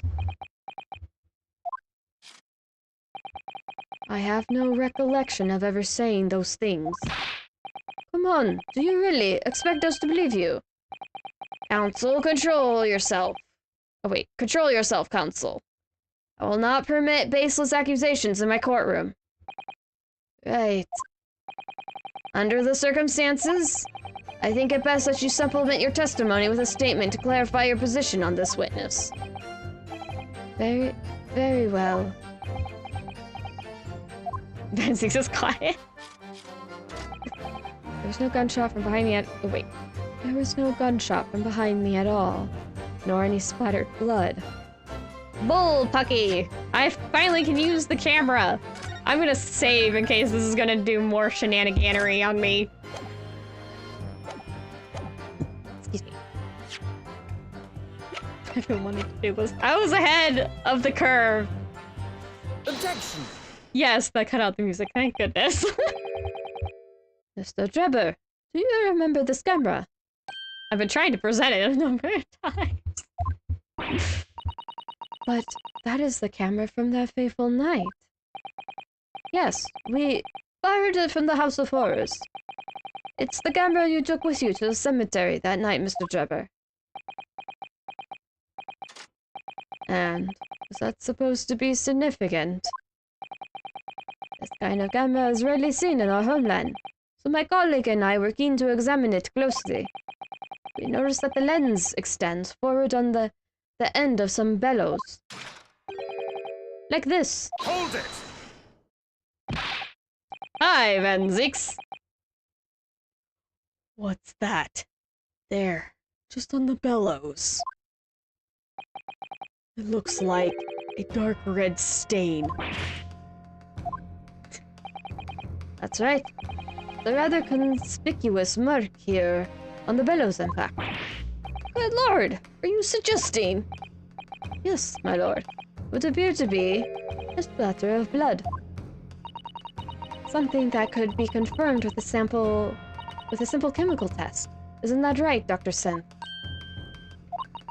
That would be a yes, given your reaction. It would be difficult to determine if it was human blood, and not the blood of some animal. But yes, just whether or not it's blood at all is simple enough.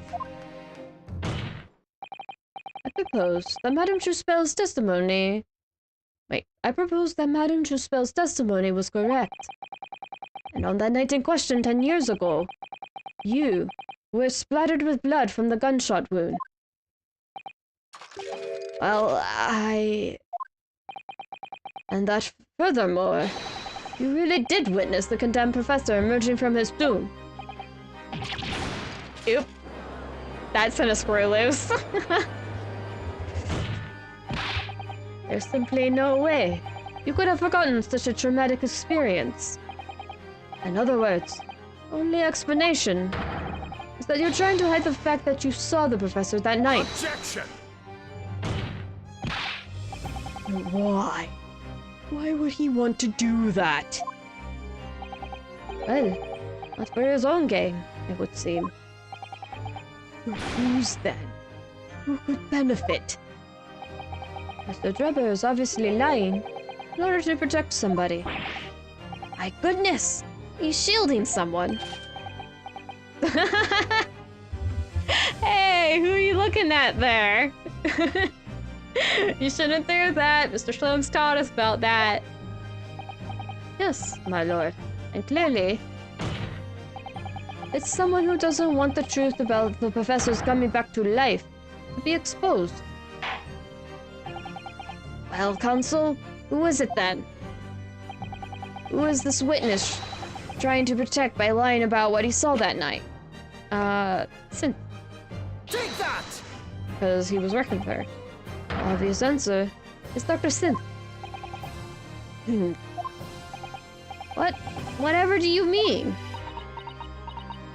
She's just quietly judging. Imagine if the convict who'd been sentenced to death was not in fact killed. Imagine if that was to come to light. What are you insinuating? And imagine if the convict in question was the country's most hated mass murderer. If that was the professor. That would be an unprecedented scandal. Objection! It's beyond a joke. Need I point out that the dead cannot back? Okay, just going to read you this line. This is beyond a joke. Need I point out that the dead cannot come back to life? What you're suggesting would mean that the execution never actually happened. Yes, that's exactly what it would mean. Objection! Once a man is sent to the gallows, he hangs. No one could escape, not in Great Britain. Objection! But the fact is, there was a witness to the fact that the man did escape his hanging. That were really true, Counsel. The implications of misconduct would not stop at the supervising coroner. It would taint the honor of the entire judiciary, from the ground up. She is very intense now. She's not judgingly looking, she's like, oh shoot, looking. And it's exactly because of those monumental repercussions that Dr. Synth would consent to any demand made of her by someone who threatened to expose the secret, even if that meant being complicit in a crime. You mean? I mean, Dr. Synth wasn't collaborating in Mr. Drebber's wicked scheme. She was coerced into collaborating in order to protect her decade-old secret. She switched the dead body of Mr. Asmund with the waxwork model and fabricated the autopsy report. Oop. She actually reacted for— Oh, hi, Van Zeeks. Hello, Shu. I think he wants to kick you, Ryunosuke. You might want to hide behind the desk. Lord Van Zeeks?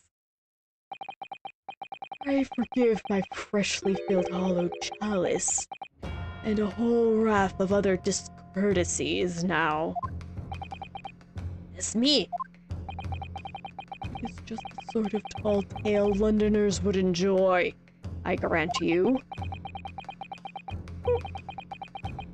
An executed killer rising from the dead. Scotland Yard cover-up.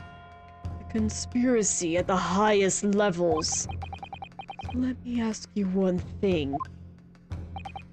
What's that? If the condemned man really did emerge from his tomb that night, only to be shot in the chest, who pulled the trigger and disposed of him forever? Well, I have no idea at the moment. We have too little information to work that out at present, I think. I couldn't agree more. Old Bailey is no place for wild fantasies. Ugh. And have you considered this, my learned Nipponese friend? Considered what? You realize just what a dangerous endeavor it would be to coerce this woman into such criminal activity. It's tantamount to declaring war on the entire British police force and judiciary. Wait, hard to imagine any sum of money being offered for research could warrant it. To rely on some staged deception when so much is at stake would be madness. Well, I suppose. This was no petty crime either. The victim was murdered. A man who'd already invested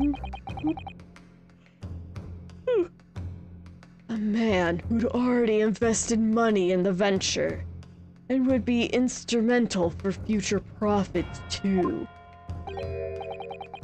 Yes, I had no reason to kill Mr. Asmund at all. Or are you forgetting that his death results in me receiving not a penny? That wasn't quite right, but moving along. The court is already aware of the contract between myself and the victim, no? There is a contract, that's very true. I already know that doesn't really matter. The motive for this case runs deep, though. I can feel it. Using threats to force the head of the forensic investigation team to cooperate is extreme. Especially for a government grant he had no guarantee of receiving in the first place. If the research grant was the aim, taking Mr. Asmund's life would have made no sense anyway. Which means Mr. Drebber's motive wasn't money at all. He was just trying to kill Mr. Asmund. Why? What was his motive then? Your time is up, my learned friend. I'd say you have one last chance before the jury. Every time Van Zeke's voice makes me want to yawn. I'd say you have one last chance before the jury lose their patience with this charade. Charade. Let's see if you can back it up. Your heady proposal, shall we? His assistant has to move! I'm sorry, that's silly. And I'm gonna laugh. Oop, and I'm gonna yawn again, too. Oh, Van Zeeks, why did I have to give you a voice that makes me want to yawn every time I say it? Use it, not say it. I guess I do say it, but that also doesn't quite make sense. But anyway, moving on. How do you explain why this engineer would throw all caution to the wind and threaten his own country? Because he doesn't give two shakes of a lamb's tail, Van Zeeks. He wanted a death and he got it. At this point, I'm not prepared to listen to more of this outlandish conjecture without proof. So, Consul, present your evidence. Alright, who exactly was Mr. Asmund to Drebber? There's a connection there that no one's seen yet. I'm gonna save it again in case, again, shenaniganery of not quite having the correct... Ah! Whoop, no, I don't need to save it twice. I'm not that paranoid at the moment. And I'm going to have to present 2 pieces of evidence to show what it is. Okay, it's gonna let me show both. That helps. Yes, my lord.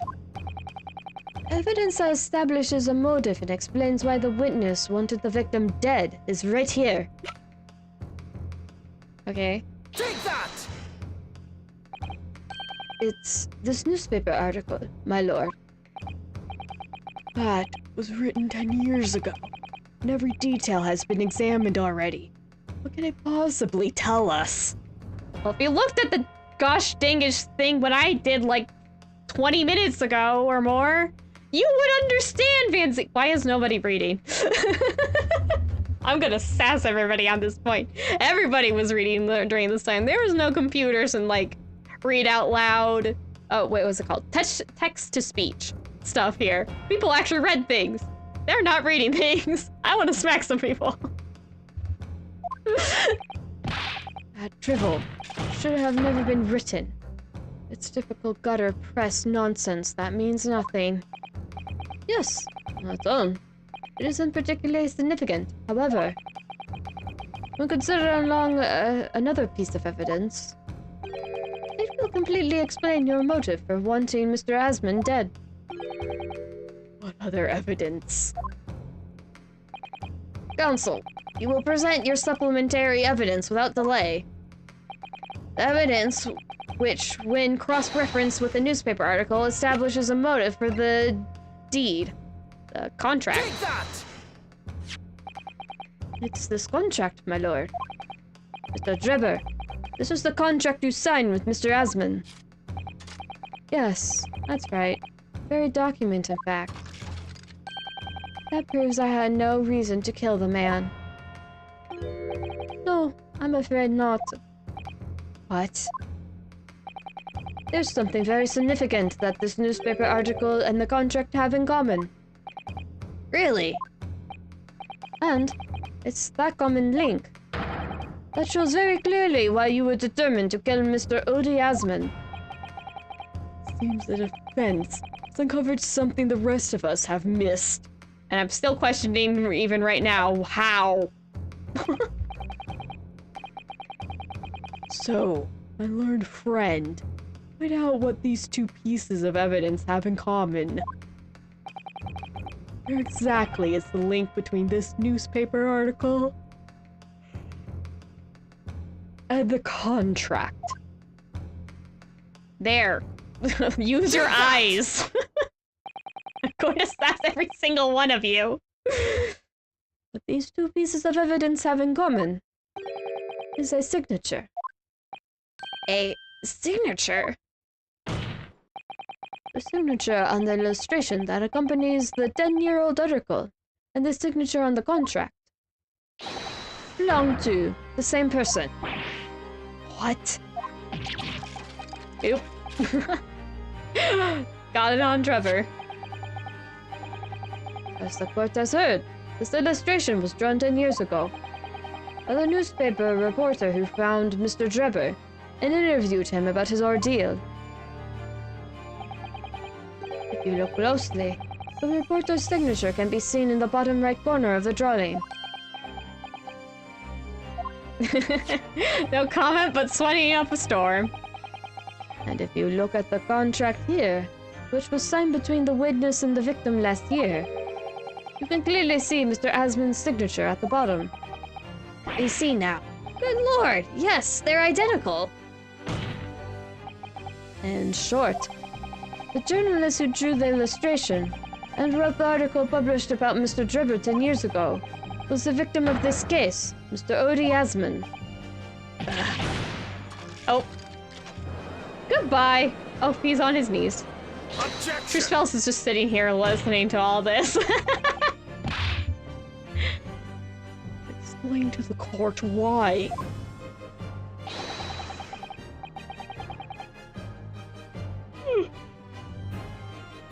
Why would that constitute a motive for the witness to murder Asmund?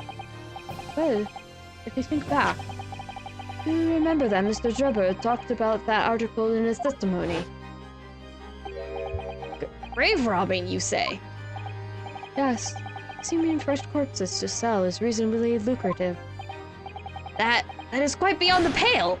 You would invite divine retribution, sir. Yes, well, I think I suffered retribution enough. The Daily Circus eventually unearthed my name and put it in print. It caused me a great many headaches. In the end, I had to leave the university. That was the only paper with a bad grace to identify me unambiguously, I might add. Then I gave up on my dream of becoming a scientist, and it was all because of that newspaper article. Tick, tick, tick, tick. So, Drebber, what do you have to say for yourself? Nothing. At the time, you were a student of the University of London who dreamt of becoming a scientist. However, this single newspaper article changed your entire life. And not for the better. Yeah, he's not saying anything. So, Mr. Asman used to be a newspaper journalist, did he? He did, my lord.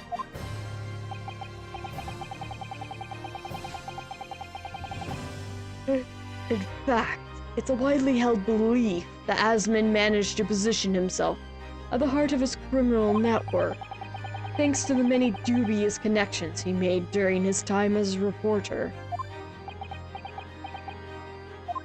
Trevor's still not talking.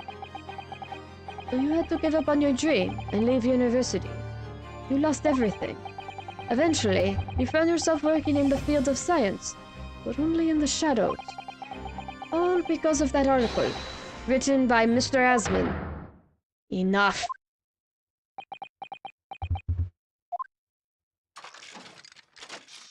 And he's winding himself up as usual. Stop this endless drivel about my life. What? Explain yourself, Mr. Drebber. Yes, it's true, I had to leave the university as a result of that article. But it was just the straw that broke the camel's back. What do you mean? Almost every student of science in the facility was too poor to actually conduct any research. They struggled on with their hypotheses anyway. We all did, only to have them taken by vultures. Sooner or later, you knew your ideals would be stolen and patented by some other wretch or other, after all. Gracious! Making a name for yourself as a scientist in a climate like that was a miracle only a select few geniuses could ever hope to achieve. Personally, I wasn't one of those geniuses, so it was hardly a wrench. Being forced out of the university because of Lowgate was the best thing that could have happened to me. Mr. Drebber, do you genuinely believe that? Of course I do. Who's better placed to know whether or not I possess a talent for science than me? I'm sorry to say, but your words don't ring true at all. How dare you? I have evidence to prove it. How are you in a position to say anything about me? You don't know me. I don't know you from Adam. Fine. If you think you have evidence, go ahead. Show it. What could you possibly have What could you possibly have to disprove the idea that I was happy to leave university because I lacked talent? We have a trophy. A Royal Society trophy for excellence in science that was found in Mr. Drebber's workshop. It's a very prestigious award for a young scientist. This. Do you remember this, Mr. Drebber? We found it at your workshop.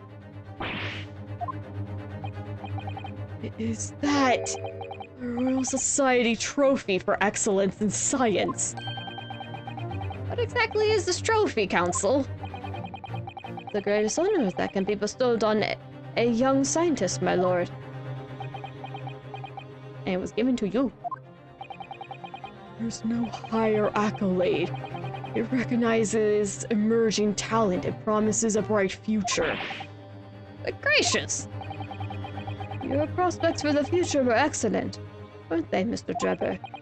Because even then, you were a genius in your field. But you lost everything. You had no more future. Your talents would go to waste. All as a result, this one newspaper article. He's just mad now. I don't know when you realized who Mr. Asman was. But when it dawned on you that he was the same journalist who 10 years ago ruined your life, it's abundantly clear that you had no intention of forgiving the man. Your play, Drebber. Are you gonna be silent? Oh.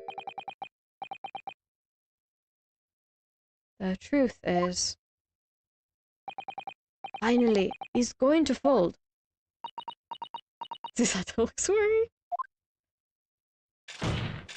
Oop. Oop. Who's saying hold it now?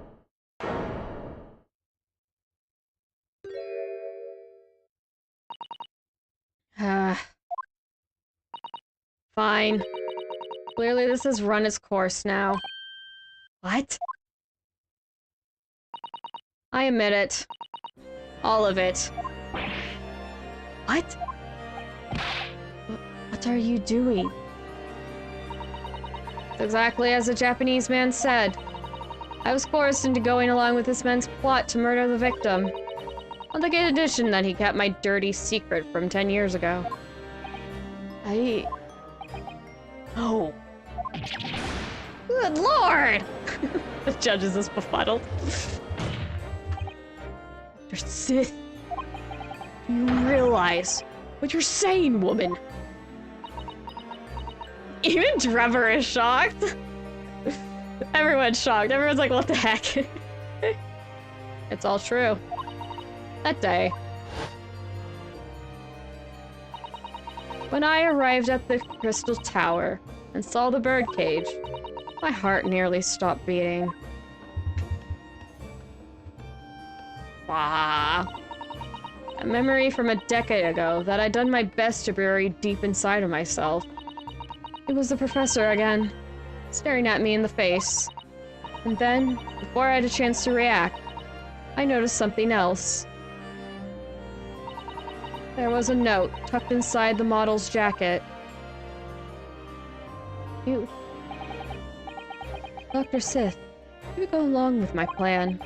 From someone who knows the truth about what really happened that night, 10 years ago. Ooh. So you left a note for her. All the instructions were there in the note. Every detail was meticulously written out. I had no choice but to do what it said. I made the necessary alterations to the scene and fabricated the autopsy report as instructed. There was really no other choice. It had to be done to protect the judiciary. I can only apologize now. And everyone is just absolutely silent. Yep. Trevor's still freaking out, though. Why on earth would you buckle now?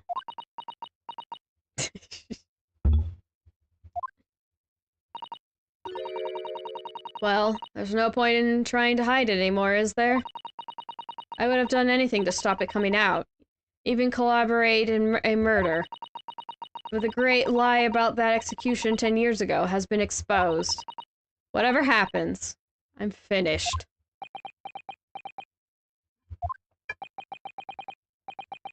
So then, Mr. Drebber, what do you say to that? Your accomplice has admitted everything. Well? Surely it goes without saying. You admit your part in it too, then? I don't think he does. I admit to nothing. At all. What? Have you forgotten that kinesis machine was ripped to shreds by an explosion? Short of me admitting to a crime, there's really no possible way for you to prove I did anything wrong. No! Oof. Yeah, we don't really have anything. Order, order, order! Whatever this man says, I admit everything. He threatened to expose my secret, so I went along with his plan. And Lord Van Zeeks. Yes. I hope you'll accept my apologies. What happens next is in your hands, of course. Yeah, that's like... that's not a kind smile. I've had more than enough now. I've heard more than enough now. I hereby present the final findings of this court. This trial is not the proper forum in which to pursue the alleged wrongdoings of Mr. Drebber. The defendant is Professor Albert Harebrain. Very true. Had slipped my mind. That's saying something with you. Isn't he one of your closest friends? As the court has heard, Dr. Synth has admitted to the allegations brought by the defense, thereby absolving the defendant of any possible guilt. You mean? At present time, it is the conclusion of this court that the defendant was not involved in any wrongdoing. Does the prosecution have any objection? Wow. Such grace. None, my lord. Oh, congratulations, Mr. Naruhodo. You've proven Professor Harebrain's innocent. What? Oh, there goes the music. I was about to say, then why is it so quiet? Shouldn't there be more... There should be some music? Without further ado, then. The adjudication.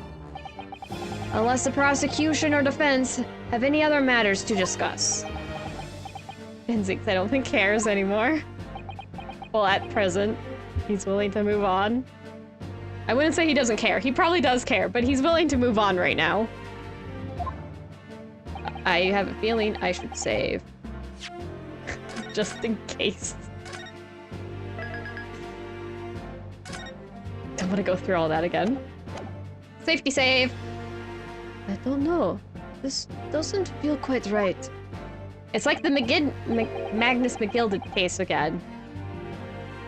Why did Dr. Synth suddenly admit to it like that? Is everything alright, Mr. Naruhodo? Like you said before, the way the trial is set to end now, the judge will certainly deliver a verdict of not guilty. But is that really what we want? What the defense should be pushing for now is... further testimony. If you're... don't want that. We're going with Ryunosuke. The defense objects to the trial ending at this time, my lord. I beg your pardon. We demand one final testimony.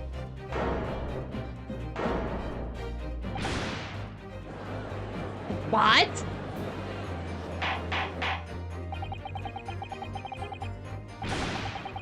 I'm sorry, the music's getting... I'm trying to say, is this... Because like I've said earlier, there's two different pursuits. Well, there's the... what is it? Prelude to Pursuit? And then there's Pursuit itself. I think this is still Prelude. It's not the proper Pursuit title. Yeah. It's still Prelude. I don't know if it's... I don't remember if that's the actual proper title, but it does have a Prelude to Pursuit. Or whatever it's properly called. So yeah. Oh right, we don't hear that until the next two cases, so yeah, it's definitely Prelude. Moving on. You do realize I'm about to advocate in your favor of your client, I presume? What are you playing at now, my Nipponese friend? Why would you want to obstruct the conclusion of the trial at this point? No defense lawyer in his right mind would do that. Ryunosuke is not a normal defense lawyer, Your Honor. Or should I say, Your Lordship? Naruhodo, what are you thinking? The truth. The whole truth. A way to bring it all out into the open. Right. Like, I'm pursuing truth. Yes, in hindsight. Ah yes, one word of warning before I go. If in the course of the trial this afternoon you perceive even a shadow of doubt about the truth, don't let it out of your sight. Pursue it like a dog with a bone. To the bitter end, you understand. Do not falter, whatever may come to pass. Thank you, Herlock. I'm sure Mr. Shlom's knew. He must have deduced that this would happen. Because he's a very smart man. Despite how dumb he is most of the time. Yes, I'm here in court to advocate for my client. And to secure an acquittal. Obviously. But that's not all. I believe I have another duty to the court. To pursue the whole truth of the case. Until every last detail is laid bare. Fancy is just quiet to that. And that is why the defense calls for further testimony from Dr. Synth. Testimony from me? About what? About the nature of your collaboration with Mr. Inok. Ha. In case it's escaped your attention, I've already admitted to everything I did. The whole truth has already been revealed. So stop wasting everyone's time. As his lordship made very plain, your client will get the acquittal you wanted for him. There's simply no point in protracting this business further with another tedious cross-examination. Objection! Oh, look at that. I forgive my careless handling of that hollowed bottle. I flipped. Sure you did. That's what you call it? What is your objection, Lord Van Zeeks? Prosecution. So calls for supplementary testimony from the witness. Don't be stupid.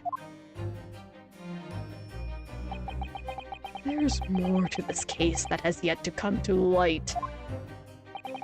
And I will join my learned friend in pursuing the facts until the bitter end. Your what? Lord Van Zeeks. Woo! Defense prosecution team up! You know there's gonna be a takedown! Let's go! It's most irregular, to say the least.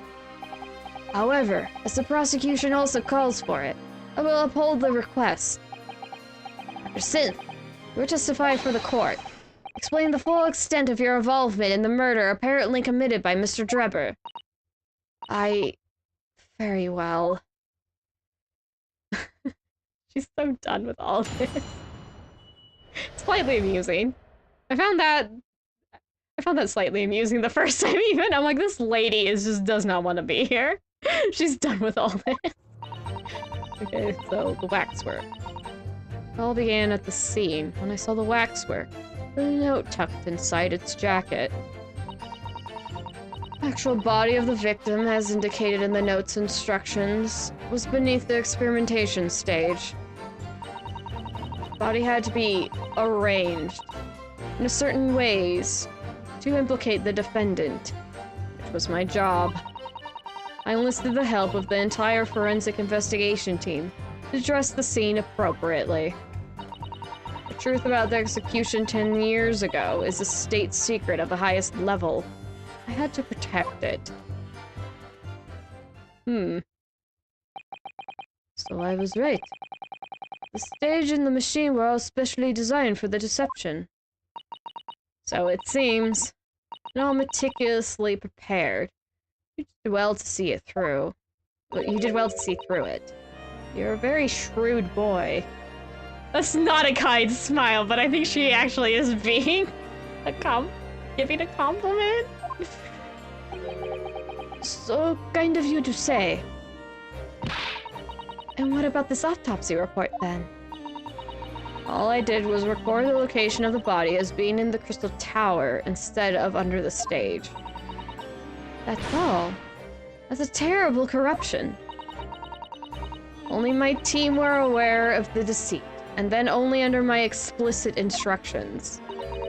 Nobody else at Scotland Yard knew anything about it, I assure you. We must be thankful for small mercies, I suppose. Well, I believe that testimony has clarified everything. There's no particular need for a cross-examination, I would say. No, I disagree. I can't shake the feeling that something's wrong. Just look at that expression on Dr. Synth's face. It's the defense is right to cross-examine any witness following testimony. What is about you Japanese that makes you all so doggedly persistent? She really is done with all this. Very well. Wrong voice, what am I doing? Very well. If you so desire, Counsel, proceed with the cross-examination. Yes, my lord. I think we're gonna have to press on everything. Do you like little stained glass cut-ins? I don't believe I mentioned that before, but I do appreciate them. Waxwork plot. Okay. Let's see what we can glean. From what you described before, it sounds like the note was anonymous. Did you have any idea who was behind it? There are very few people to know about what really happened 10 years ago to start with. But anyway, I never heard of this engineer, so no, I had no idea. Yet despite not knowing who was behind the plan, you went along with it. I had no choice. Protecting the Professor's secret was my only concern. Norse has bolted now, and the stable door will never shut again. Scotland Yard's reputation will be immeasurably damaged as a result of all of this. Yes, thank you, Lord Van Zeeks. I'm well aware of that. I understand it. What you found in the birdcage was the waxwork model. Where, then, was the victim's body? Okay, just quiet, because we're going on to the next testimony. It's on this. So you knew about the special construction of the stage, used to carry out the trick, then? It was quite obvious what had happened with the victim and the waxwork. And you switched the two over, didn't you? In other words, you recorded the victim's body as having been discovered in the Crystal Tower, and the waxwork? I wrapped it and sent it by carriage to the specific address at the specific address at the specified time. Or specified address at the specified time. Yeah. And why were you given such directions? Presumably, so it could be recovered by Drebber and returned to Madame Truspel's. I see. I thought you put the birdcage back on the experimentation stage. Yes, although someone obviously made a mistake about which cage should go where. I thought I made it perfectly clear to the team, but still. I suppose you are focused on the victim's body, that being a more important detail. Just quiet. Hold it! Okay, one more, another press. When you say arranged, I presume you mean with this. Yes, the instructions in the engineer's notes said something along the lines of fabricate some evidence to make it clear that Harebrain alone could have killed Asmund. So, you mean that was your doing? I fetched Harebrain's ridiculous screwdriver from the stage. I took it with me, alone, to the abyss, under the stage where the birdcage had fallen.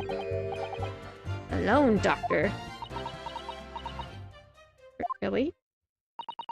I didn't feel it would be appropriate to involve anyone else in that particular part of the deception.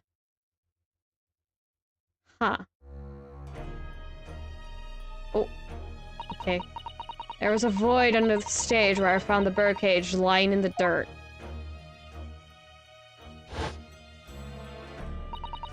I approached it, and leaned down, and slowly opened it up. Then, I took the screwdriver in both hands, and plunged it into that man's chest. She doesn't look like she would have hesitated at all. And then you noted that in your fake ops... Wait. And then you noted that in your fake autopsy report as a fictitious cause of death. Exactly. So, the actual cause of death was... the falling? The trauma resulting from the 30-foot drop. My word. Is it, Miss Susato? Something about Dr. Sith's last statement is playing on my mind, that's all. Yes, mine too. Dr. Sith! There's really no need to shout. I can hear you perfectly well. Defense calls for you to add what you just said to your formal testimony. Oh? Which part? What I want her to supplement her testimony with is... what she did to the victim or the real cause of death. I don't know. I don't remember where this is going. Maybe I need to look at the evidence. Hold on. Oop. Okay, one more button. There we go. Let's see. Newspaper isn't gonna help. Experimentation sketch isn't gonna help. We have a crossbow. Huh. Oh! Oh, I just noticed. The wound. The blood is going down. If he was on the ground, it would just spread out everywhere. It wouldn't bleed down like that. Okay, good thing I looked at the evidence. I'm kind of surprised I caught that right away, too. What she did with the real cause of... so it would be the real cause of the... oh, okay. Hold on. I'm just seeing again. What do I want? Real cause of death. Okay, it should still be on the logs. What is her exact wording? We're in the stage where I found the birdcage lying in the dirt. I approached it and leaned down and slowly opened it up, took the screwdriver in both hands and plunged it into the man's chest. I guess it's what she did? Right? Okay, wait. Real cause of death. That's not a question. He got stabbed. Wait, no. Not that he got stabbed. It probably is true that he died because of the fall. It's what she did to the victim. Yeah, I think it's the second one. I already saved it. Let's click this. Oh, you stabbed Mr. Asman in the chest. That part. Fine. That's what you want. But there's really no need to point. He's pointing too now. Prosecution occurs. You don't need a point either, Hansi. I think she wants to call you out on it too. I mean, Sith is not the greatest person, but she's a good character as well. I like her too. Very well. You will supplement your testimony now, witness. Little bow. If you wish, my lord. I stood over the victim's corpse where it lay in the toppled cage and plunged a screwdriver into its chest. Yeah, this is. Okay, I'm gonna say right beforehand, though. I don't want to get any more dings in case something convoluted else pops up later. I'm gonna have to read through more. We need to strike Hydra. Sitting there. There's the photo. Objection! Okay, the music did kind of cut out. I've got a nasty feeling that this inconsistency points to an extremely uncomfortable truth. What on earth is the matter, Counsel? Have you lost your tongue?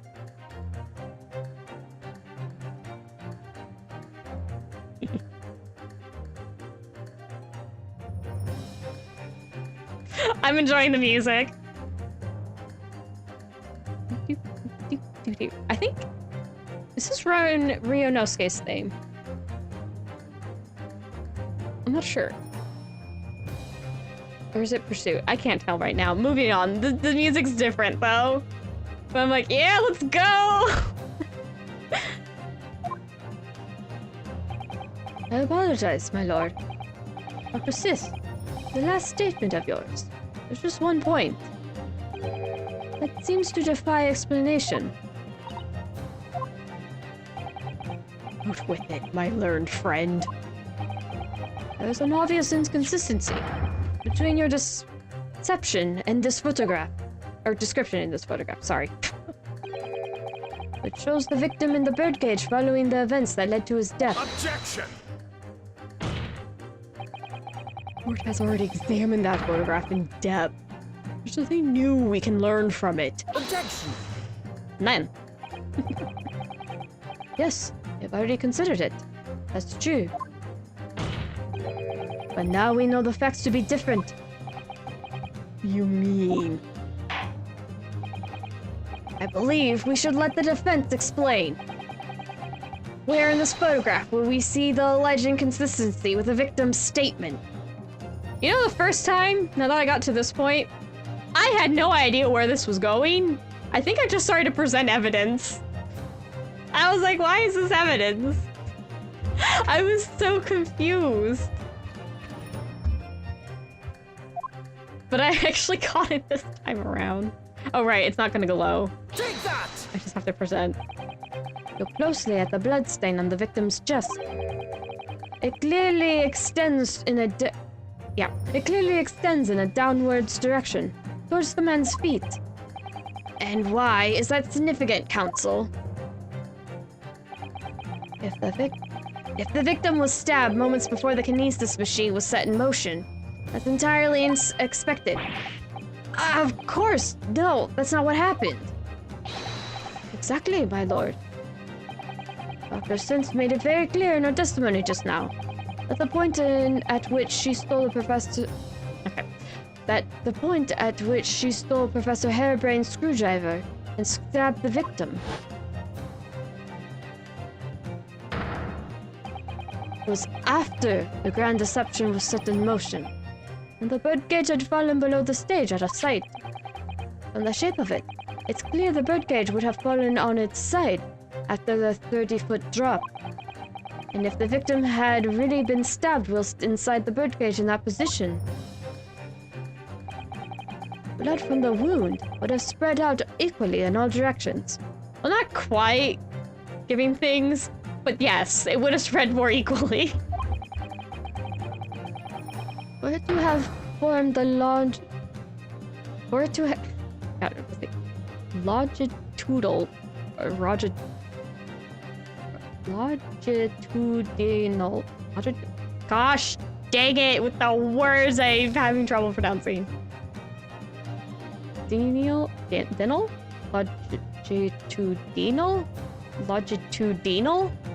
I'm going with longitudinal, just, I don't know if that, dinal. Wait, no, is it dinal? Dinal. Longitudinal. That sounds more right. Okay, let's try this again. Were to have forms in the longitudinal appearance we see in the picture, it's inconceivable. She's shocked. Given that the victim's blood seeped vertically downwards from the wound, it must be the case that when you stabbed Mr. Asman, he was standing up. In short, Dr. Sith, your latest testimony was a total fabrication. Ooh. Did he actually live? I don't remember this. I genuinely don't. I knew it. I was right. Now I've identified that contradiction. There's only one way to explain the facts. We've all been under a great misapprehension here. What? What sort of misapprehension? Dr. Sith. This one. You claim you were coerced into helping Mr. Drebber as a result of the note he left in the waxwork. You claim that you made changes to the scene of the crime to implicate the defendant. And you claim that you authored a fake autopsy report to cover your tracks. But one of those claims is an out-and-out lie. Because the question of what the bloodstain really tells us is only one possible answer. Oh wait, has only one possible answer. That's the case. What is it, man? He's so upset. Counsel, you've clearly struck upon a revelation. Now tell the court what it is. Which part of Dr. Synth's story is shown to be a lie by the contradiction in her testimony? How she was source, stabbing of the victim. I'm pretty sure it's the middle. I'm gonna save it though. All the safety saves! I'm sorry. This is just how I play these games. Yeah. Because clearly she faked the autopsy report. I don't necessarily know if we could prove if the coercion or not, so... Answer is very simple. You consider the sequence of events. If when the victim was stabbed, the blood from the wound seeped downwards as it did, you can be sure the victim must have been either sitting or standing upright at the time. As you rightly pointed out, the birdcage would have fallen on its side when it fell beneath the stage. Yes, it would, which tells us that the victim must have been in that position of his own accord. Objection! Impossible! The man was dead, remember? No, that is the misapprehension.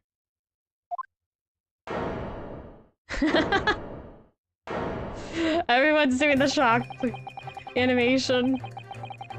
When the birdcage fell from the stage into the void below, it must have hit the ground with considerable force.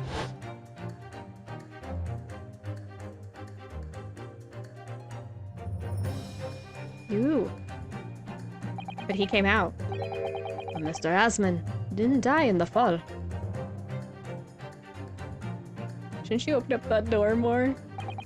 He probably lost consciousness for a while, but when he came round, got to his feet and climbed out of the cage. Just as Dr. Sith appeared.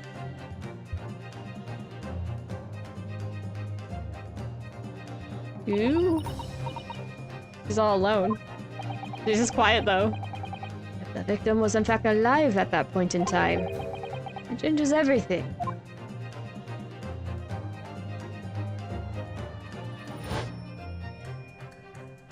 Stab the man.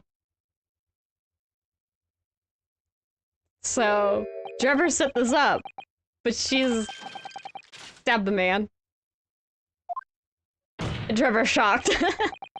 Mr. Odie Asman's killer wasn't the defendant, Professor Albert Harebrain. Nor was it the mastermind behind the stage trickery, Mr. Enoch Drebber. It was you, Dr. Courtney Sith. She's not happy. Weren't you finished no matter what, which way this turned out, lady? Order, order, order. Can this possibly be true? Have you been taking me for a fool? It was you, was it? You killed him. You hoped by admitting to being an accomplice in Mr. Drebber's scheme, the trial would end. Vince's gets a lot of surprises because of Ryunosuke. Everyone gets a lot of surprises because of Ryunosuke.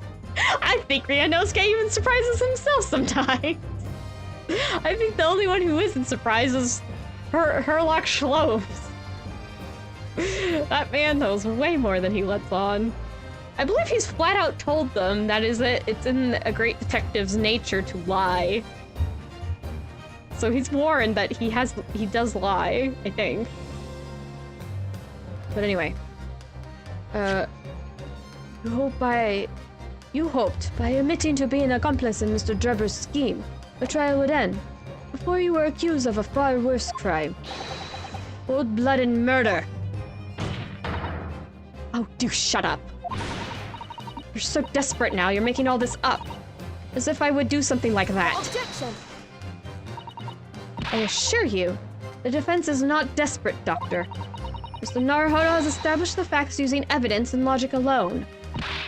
Ha! Logic? Don't make me laugh. Sadly, your logic has a gaping hole in it. What? do you mean? I've thought it was obvious. Motive, boy. You're lacking a motive. What possible reason would I have to kill Mr. Asman?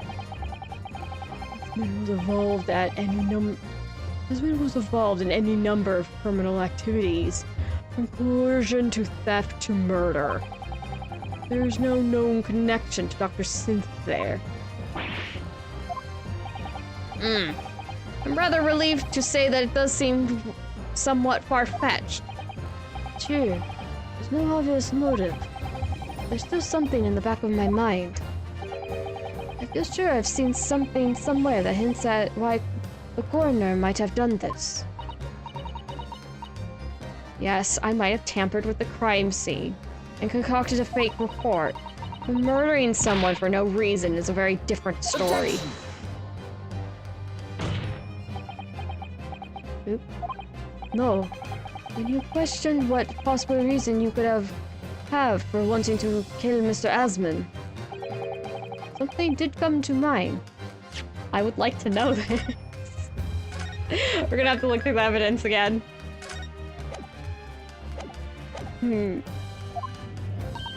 What? What was it, Counsel? Enlighten the court at once. Oh, would it be just the newspaper again? Oh wait, no, yesterday? Oh gosh, it's been a while since I streamed yesterday. Not like in real life yesterday. Yesterday, in-game yesterday. What were we even doing? Oh! Right, the Ledger! There's like the 500 scalpels they need like every week or month or something. Yes, we saw it yesterday, didn't we? Something that seemed strange. We had no reason to suspect it at the time. Was she being threatened by Asman? The particular object that explains why Dr. Synth would have wanted to kill Mr. Asman. Iron Man scalpel. Well, it involves scalpels, so I guess this. A scalpel. Or rather, scalpels. Did you say scalpels? Ah! It would appear that the word has struck a chord, Doctor. You. Come on, out with it. It was yesterday, when we visited your laboratory. Yeah, I found the ledger. I got this big, thick book here. Ah, it appears to be an accounting ledger. It's a record of the forensic investigation team's spending, I think. Oh. What is it? It's clear that the team purchases various equipment and supplies on a monthly basis, but... well, one entry seems rather strange. Really? In what way? They're buying 500 scalpels every month. She really couldn't have spread out to make it less obvious. 500 scalpels a month? Not even one a day. You'd have more than enough even one a day. Maybe even one an hour. How many hours are in a month? Or 30 days, as it were. At first, I wondered what on earth you could be using that many scalpels for. But actually, I realize now it's not the scalpels themselves that are significant. It's the money for them, disappearing every month from the department's accounts. Asman's criminal organization relied heavily on extortion for its funding, tracing the money from the forensic investigation team's account to find out where it was going. Would be extremely straightforward.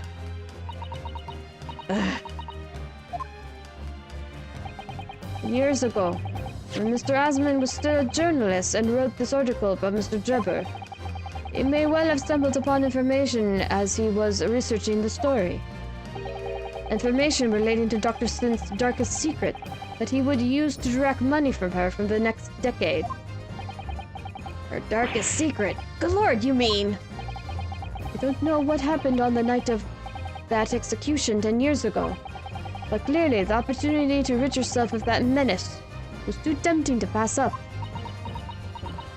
Nothing to say. So in the end, You weren't coerced at all, were you? You did it entirely of your own free will.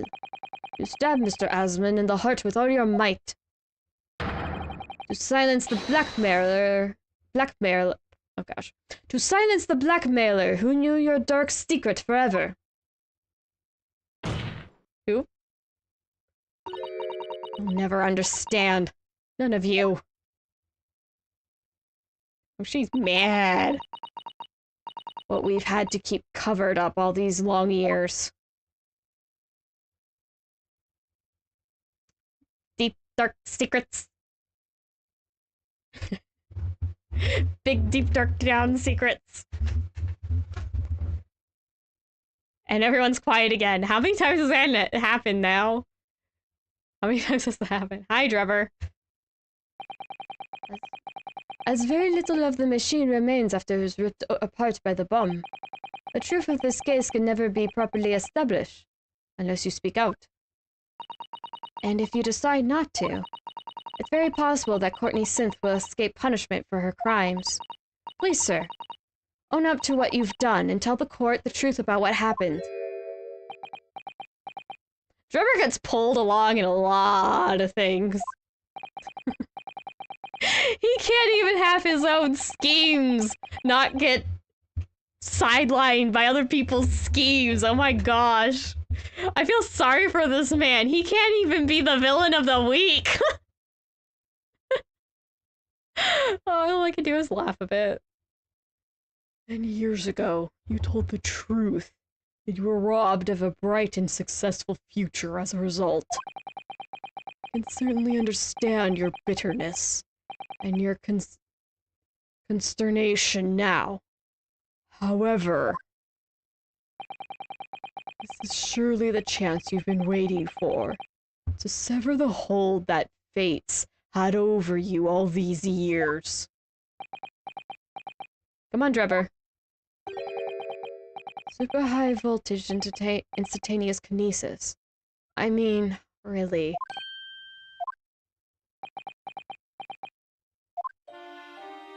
Oop. It's the addle-brained mock scientists that are the worst, you know.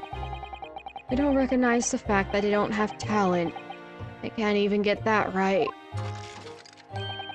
And so they end up chasing impossible dreams, having unbridled faith in their abilities. And they go on and on about their wonderful hypotheses, their stupid eyes shining like a child's.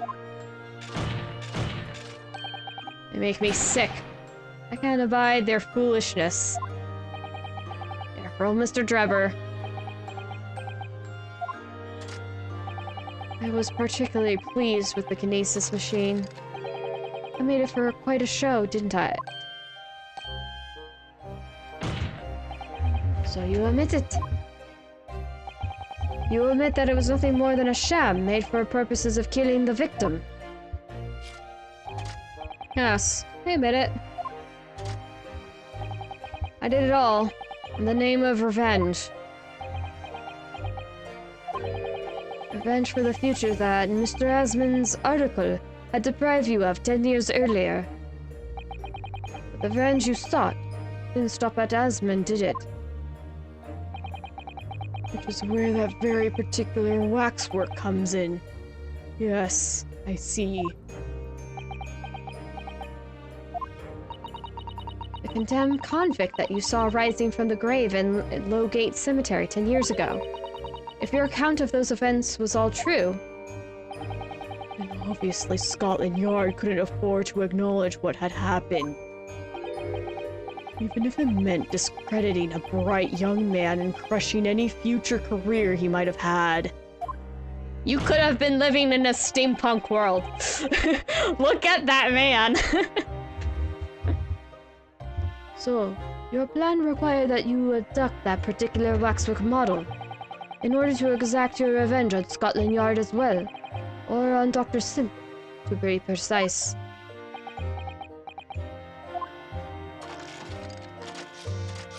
There he goes again. It was a year ago. By some extraordinary twist of fate, Asman turned up at my workshop.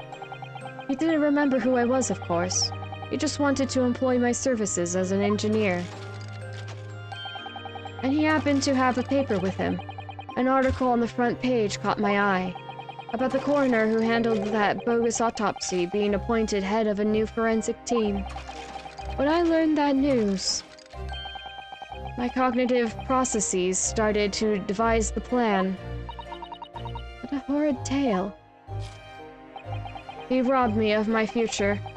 I wanted to use the man's own wiles against him. For revenge. I have that rotten Scotland Yard eating out of my hand at the same time. I wanted them all to suffer the same humiliation I had to suffer. And that is the truth of it. Why are you being all stunned about this? Wouldn't a quiet work better at that point?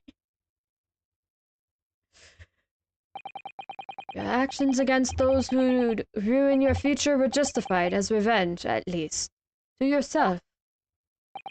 Certainly. No one has the right to destroy another's prospects, especially for purely selfish gain. And yet, in carrying out your plan, you did exactly that to somebody else, didn't you? Did I? Professor Harebrain's only crime was passion for his hypothesis, but you had no compunction. But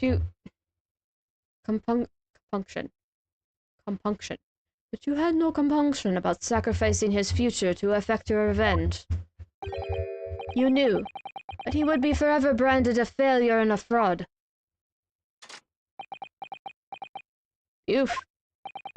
Perhaps life treated you unfairly 10 years ago, and others' misconduct left your life in tatters. But remember this. Your own actions resulted in exactly the same thing for another perfectly innocent young man. Oof. Right where it counts, huh? Oh, he actually looks sorry. And then just silence. I don't think Trevor's entirely evil to the core or anything, but this is what happens when you don't let justice happen. Good people do bad things. Very bad things at times. Because good people can do evil just as evil people can do good. Don't forget that. Lord Van Zeeks, what of Dr. Synth? An immediate warrant for her arrest has been granted, and she's been remained in custody, my lord.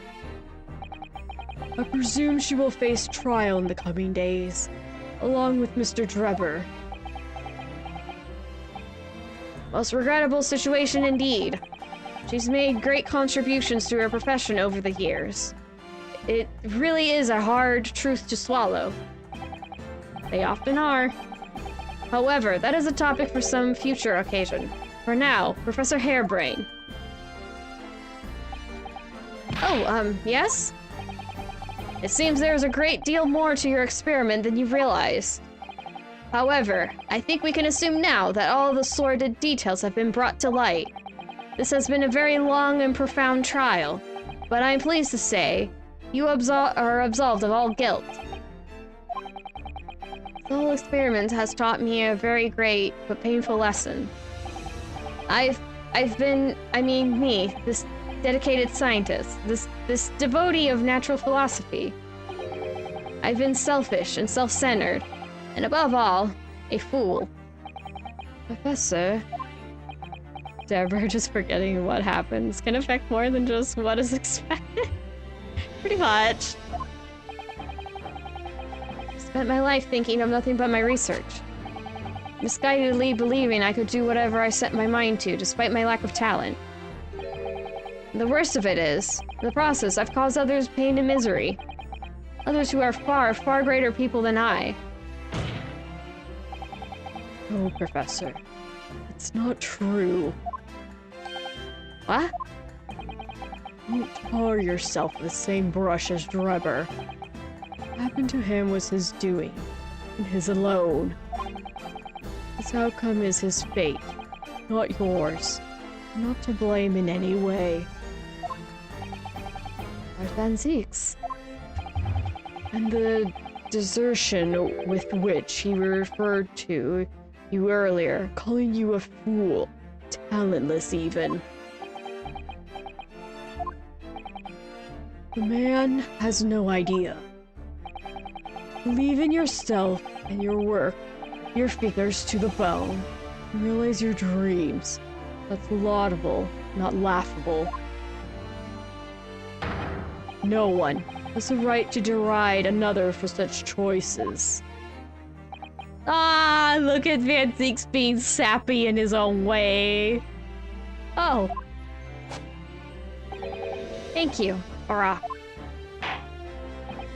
So, ladies and gentlemen of the jury. Yes, my lord? It is this court's expectation that you find the defendant not guilty of the charge of which he stands accused. I presume there are no objections. None for me, my lord. Certainly not. This trial has really made me think, but this is the right decision. It's all been proven methodically and rigorously. I have no misgivings whatsoever. Huh? What? What's that? He's done it, E? Is it all over? I don't know what's become of the yard these days. I don't recognize the place. I'm surprised you recognize everything. You don't look in the sorts of it, man. That's mean, but still. Very well.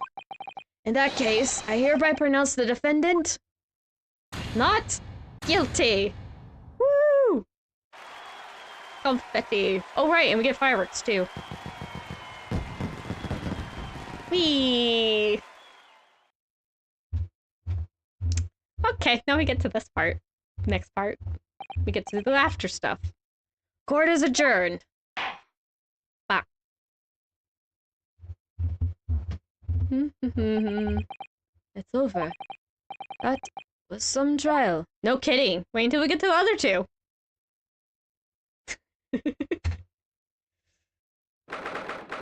24th October, 4:33 p.m. And defendant's empty chamber. Professor! A splendid outcome, isn't it? Oh, it is. It is. Congratulations, Professor Hairbrain. Mr. Naruhodo. Miss Susato. I am truly beside myself with gratitude. How could I ever thank you enough? I'm just glad it's all been cleared up. Did you realize you were just got up in a bad situation? Right now. You know, if I had that research grant money. I'd give the whole lot to you. Every penny. Well, that's very kind, but I'm just a student, so... We don't need any financial reward. Your acquittal is more than enough. Oh dear. Well, what can I do? Aha! How about this? As a memento. The paper about my hypothesis is inside. Well, just as a memento then. Thank you. I've been wondering, Professor. What are you going to do now? Oh my, yes. What am I going to do? My hypothesis and my great machine lie in ruins. But still, it's been too long since I was last in London, so perhaps I'll enjoy some sightseeing. I must explore the great exhibition whilst I'm here too, and see if new inspiration hits me. Oh yes! That's a wonderful idea. I... Can't allow that? Who's speaking? Oh, it's Van Zeek. Hi. Lord Van Zeeks, what are you doing in here? Rock! I'm sorry you had to go through that, Albert. Well, if I'm honest, it was terrifying. You were like a great demon behind your bench there, snarling down on your prey. I don't think he wants to hear that from you. You're one of the few true friends I have. Couldn't leave it to anybody else to handle the prosecution. Or the defense. Sorry, or the defense. Did I just hear that right? I always knew that you had my best interests at heart. Don't worry. Yeah, how about you show me around while I'm here in town? It's been a long time since we left university. We have a lot to catch up on. I'm not sure if you can. Listen, Albert. In a few days, your acquittal will be made official. When that happens, you must head straight to Dover. I'll accompany you. Oh, he's worried about the Reaper stuff. What? From there, you'll cross the channel and make your way back to Germany. I've already purchased the tickets. But no! Oh, wait.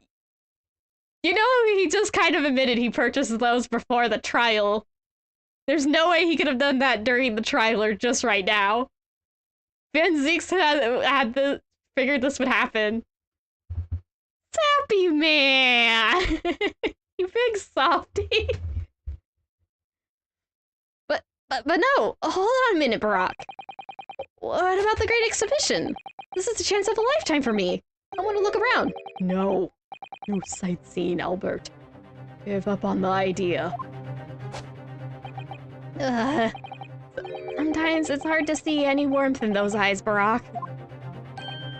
Lord Van Zieks. What's all this about? Necessary precaution. Yes, I think I understand. You do? Well, Iris told me that when you meet Lord Van Zieks at his Well, Iris told me that when you met Lord Van Zieks at his office some days ago, he asked how Mr. Natsume was doing. Yes, that's right. I remember being surprised at the time, and thinking it was nice of him to ask. The point is, Mr. Natsume is still alive and well, even though it's been more than 6 months now since he stood trial with the Reaper as the prosecutor. And no one's lasted longer than 6 months. I do remember them saying that. Ah, you mean the Reaper's influence doesn't stretch overseas? Yeah, the Reaper isn't going to step into Shinigami territory. I'm making a joke. Mycophons are fun. Those in the Reaper's sights. Their ends days or sometimes months after their acquittal. That's been the pattern up to now. But of course, we know that both Mr. Natsume and Gina are completely innocent. True. And perhaps that governs the Reaper's actions. The truly innocent are spared. But I don't want to take any chances with a close personal friend. He just admitted he doesn't have very many. He's being sappy! I'm sorry. but Barack! Like the mustache Nibbanese, this man should leave the country without delay. That's why I'm packing him off to Germany at once. Right. Does your friend-shaped package get any say in it? Goodness! Was this your intention all along then, Lord Van Zieks? I mean, when else could he have gotten the tickets? Sappy man. Also, he had faith in Ryunosuke, which is also kind of shocking more than anything else. In court, where people think of him as the Reaper, this man seems absolutely merciless. And yet, sometimes I feel as though I don't understand him at all. It's like he's multi-dimensional. It's time to go, Albert. Back to the prison for the time being. Ah, yes, alright. Well then, Mr. Naruhodo. Thank you so much for everything. Not at all, Professor. It was a pleasure getting to know you. Please come back when you're not in danger of dying. Best wishes, Professor Hairbrain. Well, once the dust is settled, you must come and visit me in Germany. Anyway, goodbye for now. Bye. Hi. Now, my Nibbanese friend. Oh, yes? I thought you'd gone too. We have matters to discuss. Can you spare me some time? You want to talk with me? I'll be waiting in the courtroom in 10 minutes. stuff is still happening. Well, that was strange. For some reason, I didn't get the sense of impending doom when he walked away this time. He softened up on you! The enigma, Barak Ben Zeeks. What does he want to discuss, I wonder? The answer awaits in the courtroom, I suppose. Here goes, then. Ooh. Excited wiggles. Okay, yep, they're in the courtroom now. Just the four of them. The assistant is there. For those who are not looking. So, are you satisfied? You saved a guideless scientist from a great injustice. Yes, I think so. I'm relieved, at least, that the man's innocence could be proven. He's freaking out again. Anyway, I imagine you've been wondering where my animosity towards you Nipponese comes from. Yes, we have!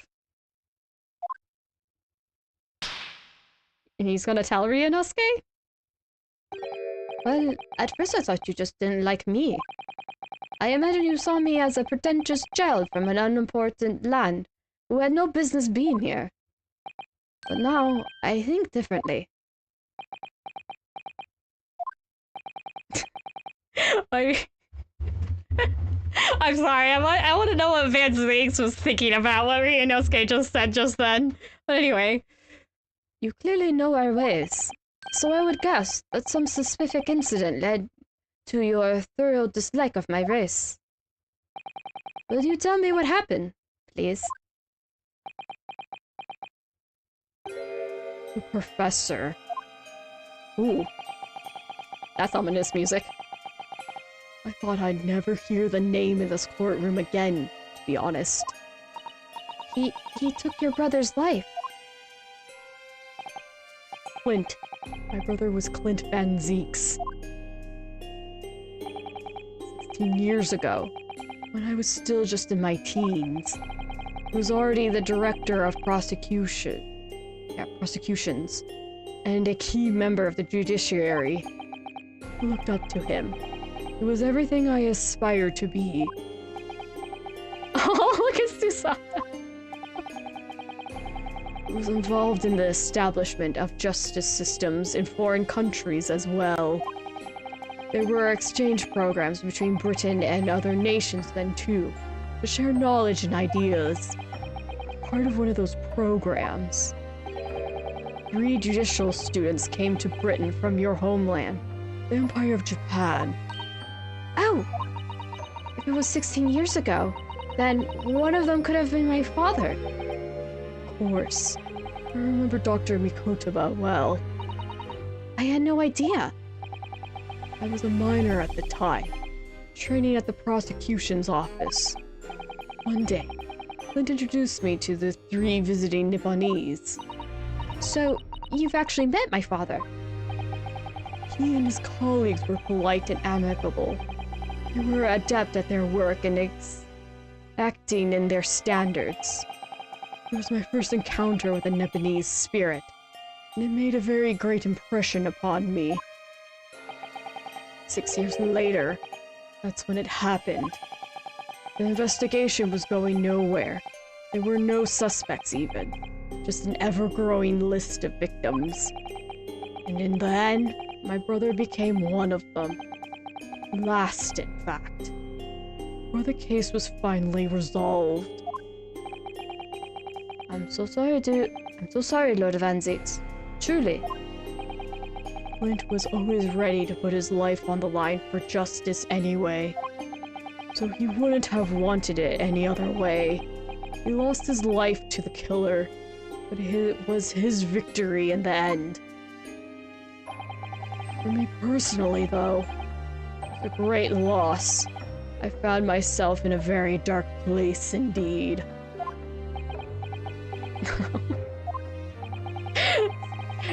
Susato's just downcast, and there's Ryunosuke just sitting there going like, this sucks. Which, yeah, agreed.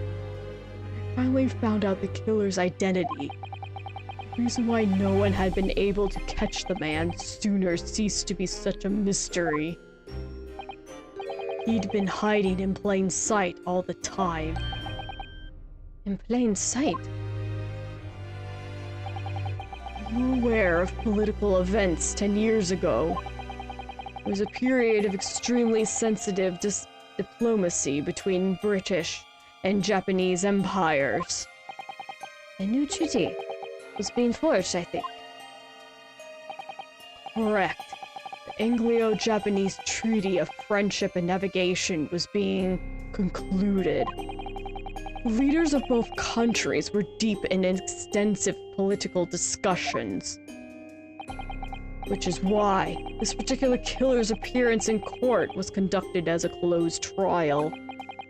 If the British public had known the identity of the killer, not only would the treaty have been in jeopardy, but our two nations could very well have ended up at war. What? A war between Britain and Japan? But that would mean... Oh my! You mean to say the Professor was...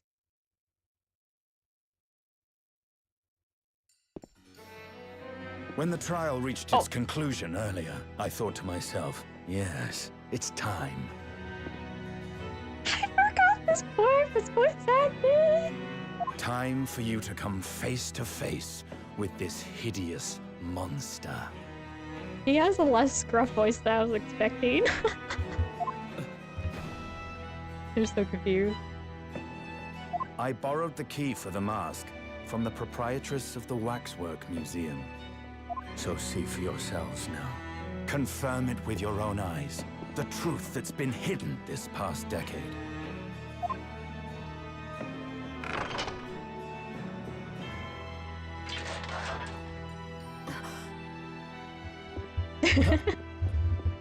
That's the Professor?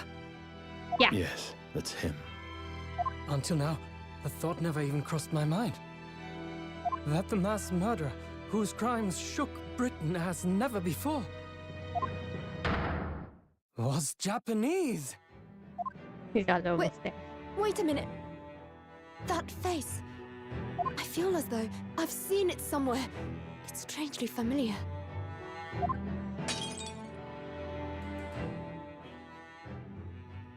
Are you okay? The answer's no. Ryunosuke so freaked out. Sorry, that was funny.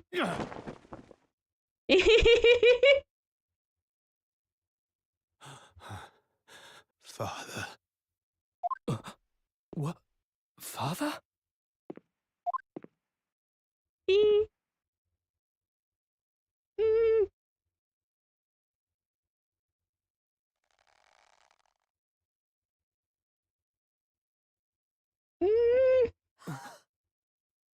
Kazuma! I'm so glad this man didn't die! Ah! I've been keeping that in for what? What episode is this? Ryunosuke. Okay, good, it's not gonna continue. I've been keeping this in for 30 plus episodes almost! Ah! Can you see my disappointment was immense when I didn't get to this Friday? It's Kazuma! And his dad's a murderer! But Kazuma's Sugi! Okay. Okay. I'm gonna let it play now. After a whole year, finally his memories returned.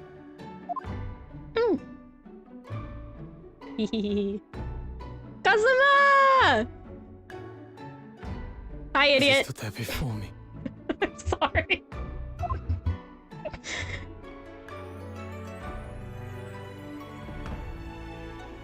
You just really... Ryunosuke. Yeah, it's your buddy! I wish you'd hug him. Aww. Aww. Hello again. My friend. Ah! This is worse the second time around. I'm gonna cry. Kazuma-sama! Hi! Yeah, you big lug! Also, Banzix is totally confused in the corner. Yay! Judicial Assistant Mikotoba. Yeah, your friends are, well, your best friend and your apparently, like, sister. I feel like there's a place where he actually says that Suzato's kind of like a sister to him. I don't remember where that is, though. Moving on. Hi. A lot happened. It's been a very long road. Indeed. Buddy is back. Buddy is indeed back. It still hit just as hard, if not harder. I think the first time around I was too busy being shocked, but this time I'm just gonna be a sappy little sappy sap. Thank you for guiding my friend here when I could not. It was an honor. Aww.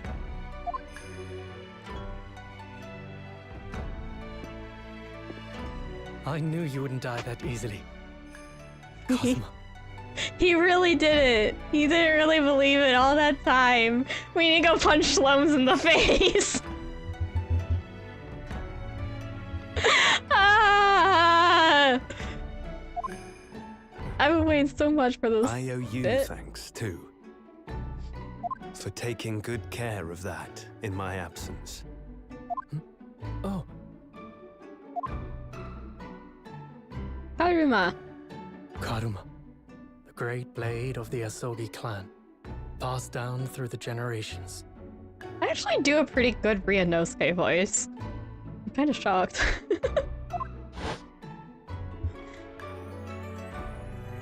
For me, at least. When we left Japan, this sword was at my friend's side. I mean, there's no way I can actually replicate Ryunosuke's voice one for one, but I'm like, I'm not doing a terrible job. It's hopefully the same feel. The Japanese man's katana is his soul. Mm. He couldn't be parted from it.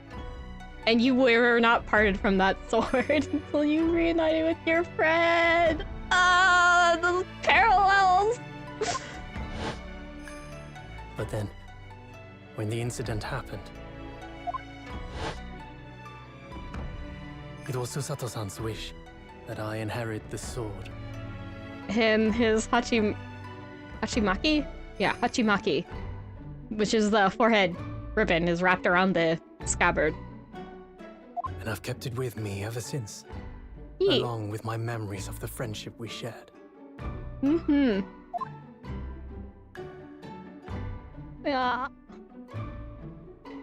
With this by my side, I always felt that you were watching over me somehow. Aw.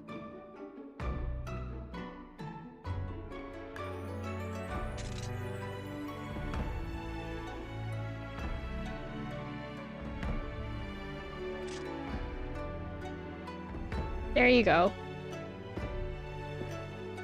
Oh. I've made it.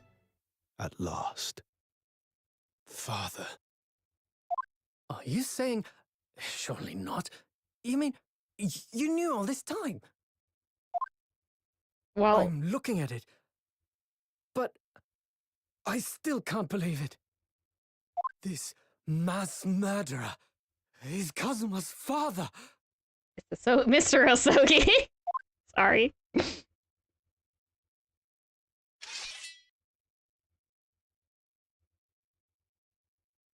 Kazuma? Kazuma, that's not your property. Why are you so destructive, child? Kazuma. Kazuma, you're so rude. Kazuma-sama. I mean, I understand why he'd be grumpy about it, but at the same time, that's not your property, Kazuma!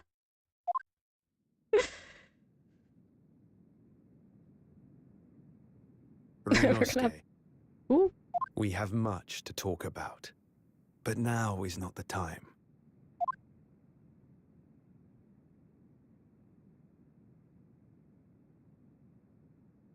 I'll be seeing you. Yeah, I imagine you have to get your thoughts in order. You've had amnesia for like a year, and then Susato and Ryunosuke now know a bunch of stuff that's happened. You probably need to put yourself together. I get it, man. And now you're just gonna go. Are we gonna talk to Van Zeeks now? Because he's still sitting in the corner there and wondering what the hell is going on. That's all Kazuma said. Before he turned and left us there, in the courtroom. Yeah.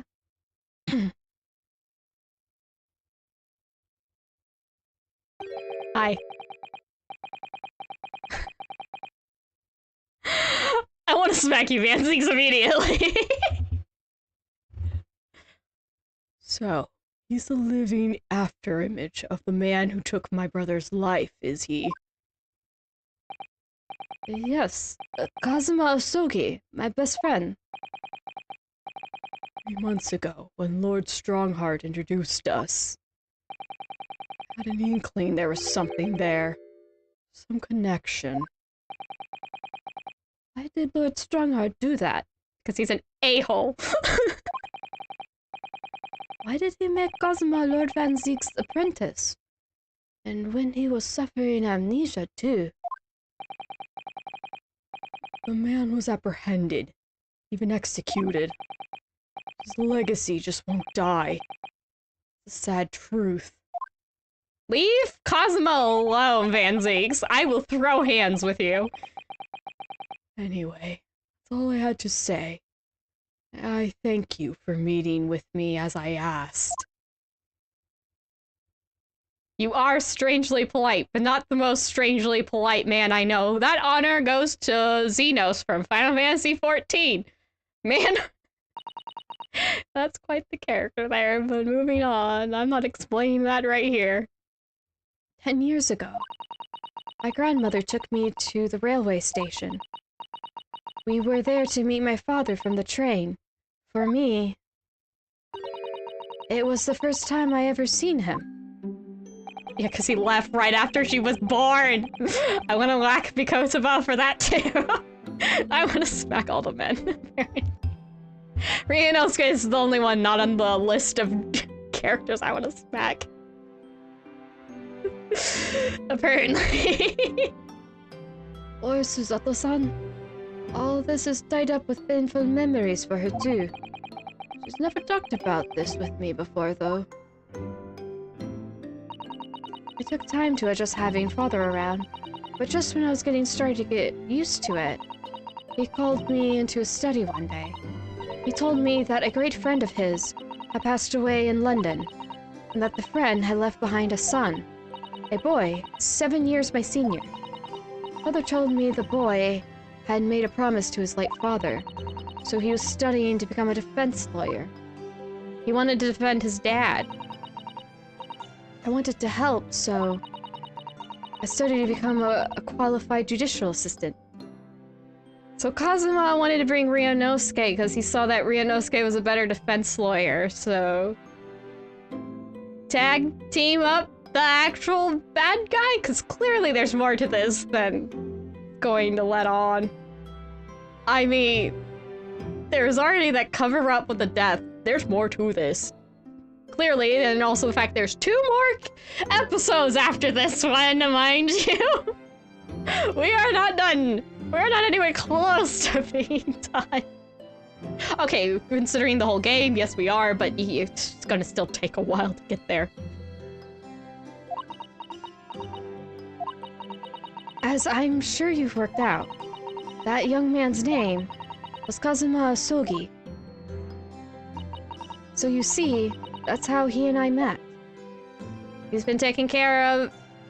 Kazuma got taken care of by the Mikotaba For a brief family. moment, my great friend had returned, only to disappear again all too soon. Go find him. You're able to go walk after him, Ryunosuke. But in that fleeting encounter, something stirred. Something that had been dormant for a long time. As if great wheels had been set in motion. I could almost hear them creaking into life. In some ways, it was the end of a chapter. But in many, it was the start of a new one. Indeed. Are we getting to the to be continued now? It is way past the time I would normally stream. Okay, good. It's at the end. It's probably gonna ask me to save, I think. Right? I think that's it. Yep, there we go. I'm gonna save it. Save it on the screen. There we go. Alright. Now everyone knows my excitement to why I wanted to get to the end of this one, because we got Cosmo back! Eee! Also, I got a coup at Vansing's being a big sappy sap man. All the men in here are sappy. That's not the last of the sappy moments either. We'll get some other ones, but I won't say what they are or who they involve, just so you guys have some surprise. I just realized, why does this not go at the bottom? I still forgot to fix chat. Why am I like this?